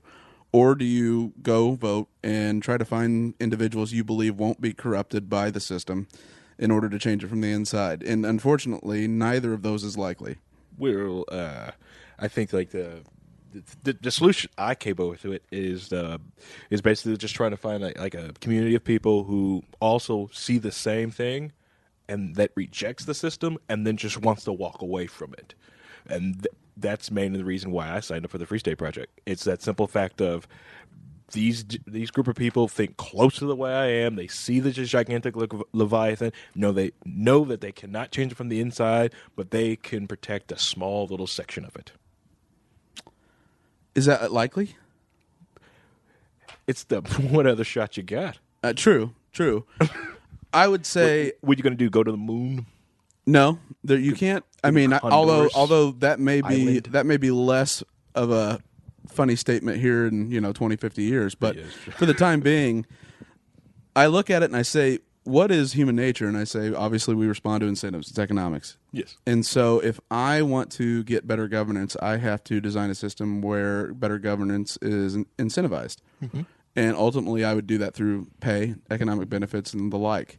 So what needs to happen? We need to incentivize self-reporting. We need to incentivize good behavior among police. We need to incentivize law. If we're going to create laws, we might as well create laws that are actually based on human behavior and not trying to restrain it, which is the way it is now.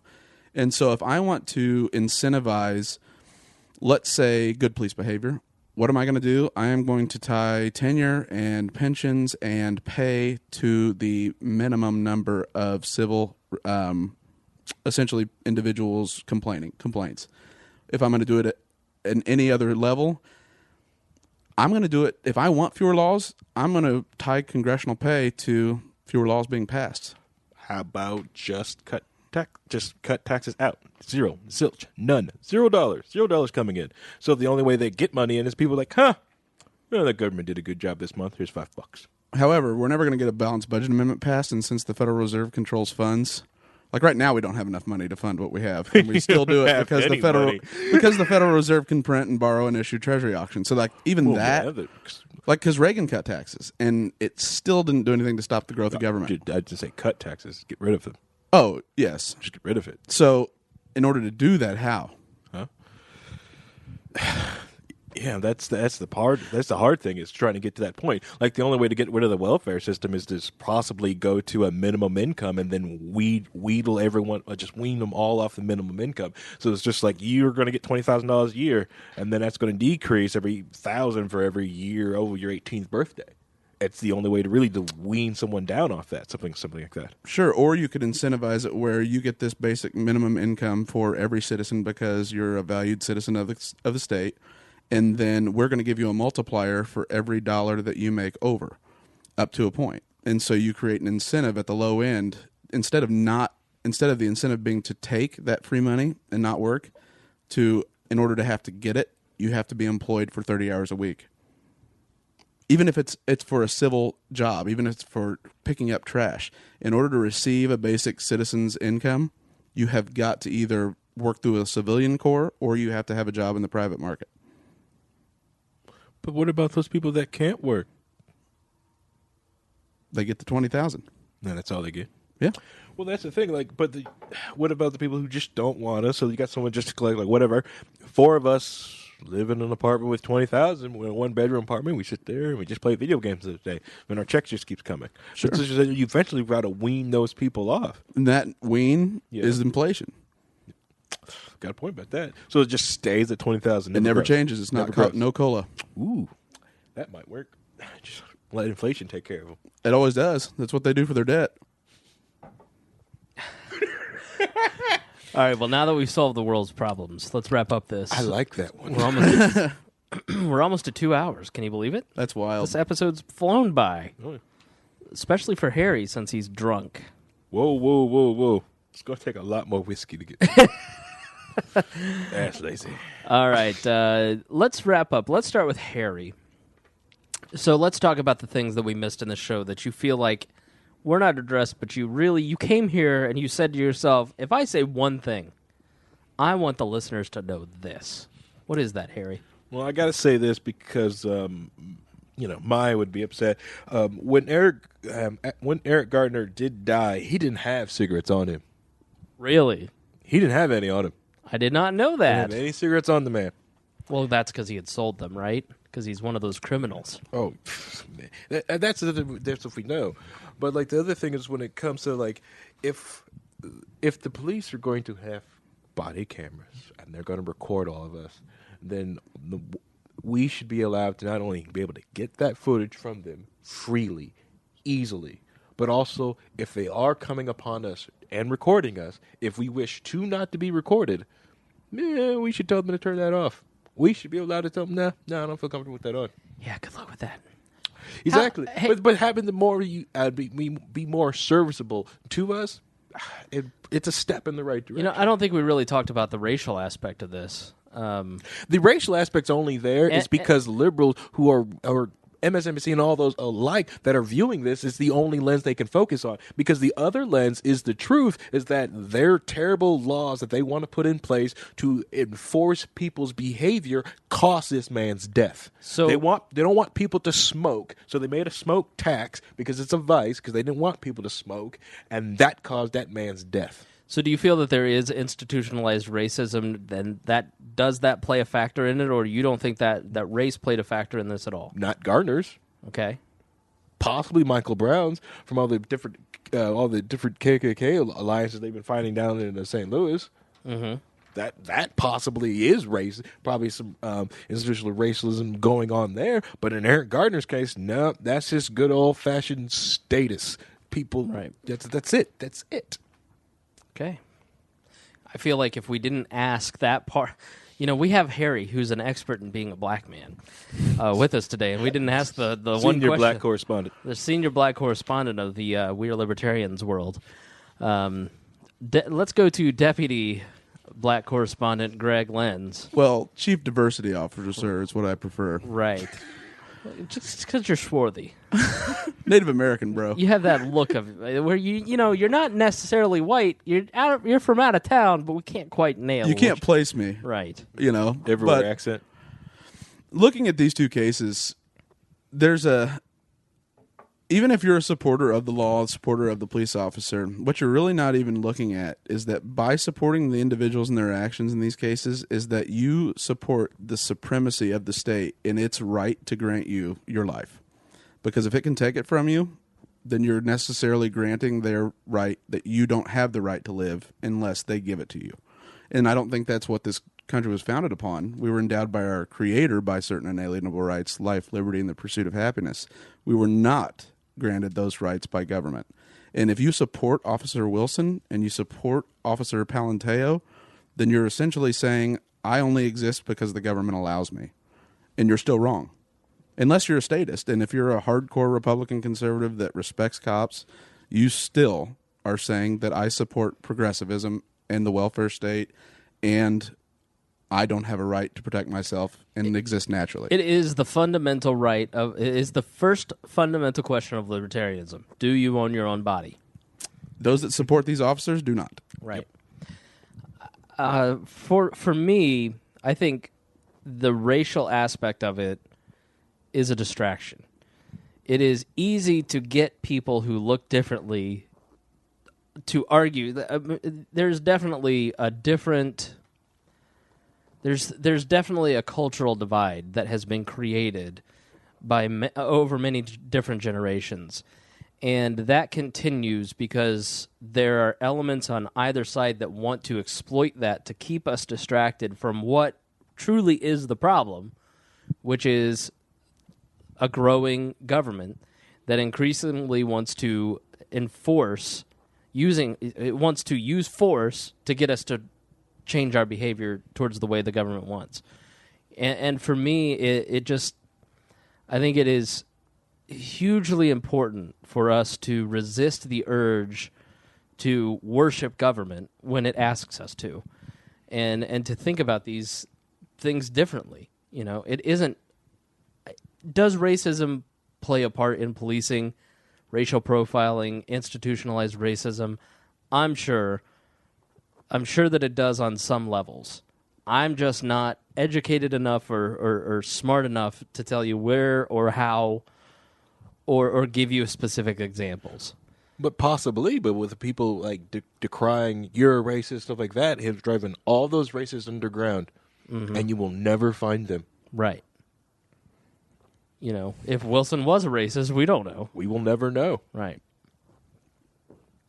And regardless, to say he's racist, to say he's not racist, that misses the entire point of that he was in the wrong because no cop should be able to take your life. Exactly. And what it doesn't make him in the right, doesn't make him in the wrong, or anything it does, or make anyone's their thoughts wrong just because they are racist, unless they're racist thoughts. Yeah, I read H.P. Lovecraft books. He was racist. I'll take your word for it. Who's H.P. Lovecraft? Sounds like one of those characters from SNL, where like Zulu, the Tim Patagon, Dagon. No, nothing. That's racist against Italians. Dago. Dagon. Oh, Dagon. All right, well, let me wrap it up because I think this is where I was definitely heading. Bring out the Necronomicon here in a second. If you go to our Facebook page on Thursday, what day was Thursday? December the 3rd-ish. You'll see a meme 4th that we posted of the final words of Eric Garner, and just to read these, and then I'll read a passage from a Reason article that I just fell in love with this week because I think it illustrates my feelings on everything very well. The final words of Eric Garner were, "Every time you see me, you want to mess with me. I'm tired of it. It stops today." Then goes by, and then he goes back to, "I'm minding my business, officer. I'm minding my business. Please just leave me alone. I told you the last time. Please just leave me alone. Please, please. Don't touch me. Don't touch me. I can't breathe. I can't breathe." And then he repeats that till finally he passes out and away eventually. And Jesse Walker of Reason, and I really think people should look this up because I think it's very, very poignant. That's the statement of a man who was being choked figuratively long before he was being choked literally. He is asserting his dignity, and then he's being killed for it. Eric Garner died because he decided to demand what should be the first right of any human being in a decent society: the right to peacefully live your life without being molested. And I read that, and it hit me how far we've come from our founders' vision. And it is funny that so many of the people in our society who spend so much of their time talking about our government returning to the true vision of what our founders thought this country ought to be, they spend so much of their time defending these agents of the state that are molesting, not in the sense that, and dear sweet baby Jesus, please let the person that when we posted that meme ask, they molested him? No. They were messing with him.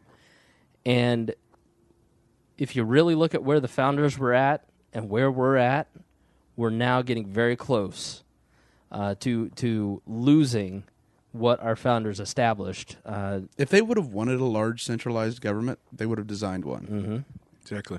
And instead we have agents of the state taking away our rights, not treating us with dignity. And when you're trying to establish your dignity, you end up getting killed for it. Not everybody. Not going to happen if you get stuck at a traffic light, but it could. Mm-hmm. And you know what? What's going to happen to the officer that kills you? This is the trend, not the rule, but this is the trend that is starting to emerge, and that's what's troubling. So, another episode of We're Libertarians is in the books. It was very uplifting. I don't know why you people like this show so much, because it makes me sad after I'm done with it. I know most people tune in to hear you eat Reese's Pieces. Yeah. Sorry, Reese's Pumpkins. The Reese's Pumpkins. So we're glad you listened. You could be listening to any other podcast in the world, but Yeah. you listen to this one. Thank Screw you. that Joe Rogan podcast. Don't listen to that. That seems to be the podcast that like everybody says. I've only listened to like half of one episode. I listened to Joel Salatin, who's a farmer who was on Food Inc. I listened to that podcast. It seemed pretty good, pretty in depth. Rogan had a lot of good questions, so maybe check that out. Don't like it too much because then you might stop listening to us. Yeah. So he's like a professional at talking and stuff. So, all right, thanks for listening to We Are Libertarians. We appreciate it, and as always, we promise To do better next time. music for We Are Libertarians is provided by Hoosier musician Brian Keith Wallen. Please check out his website, briankeithwallen.com. The song is Bad Spell.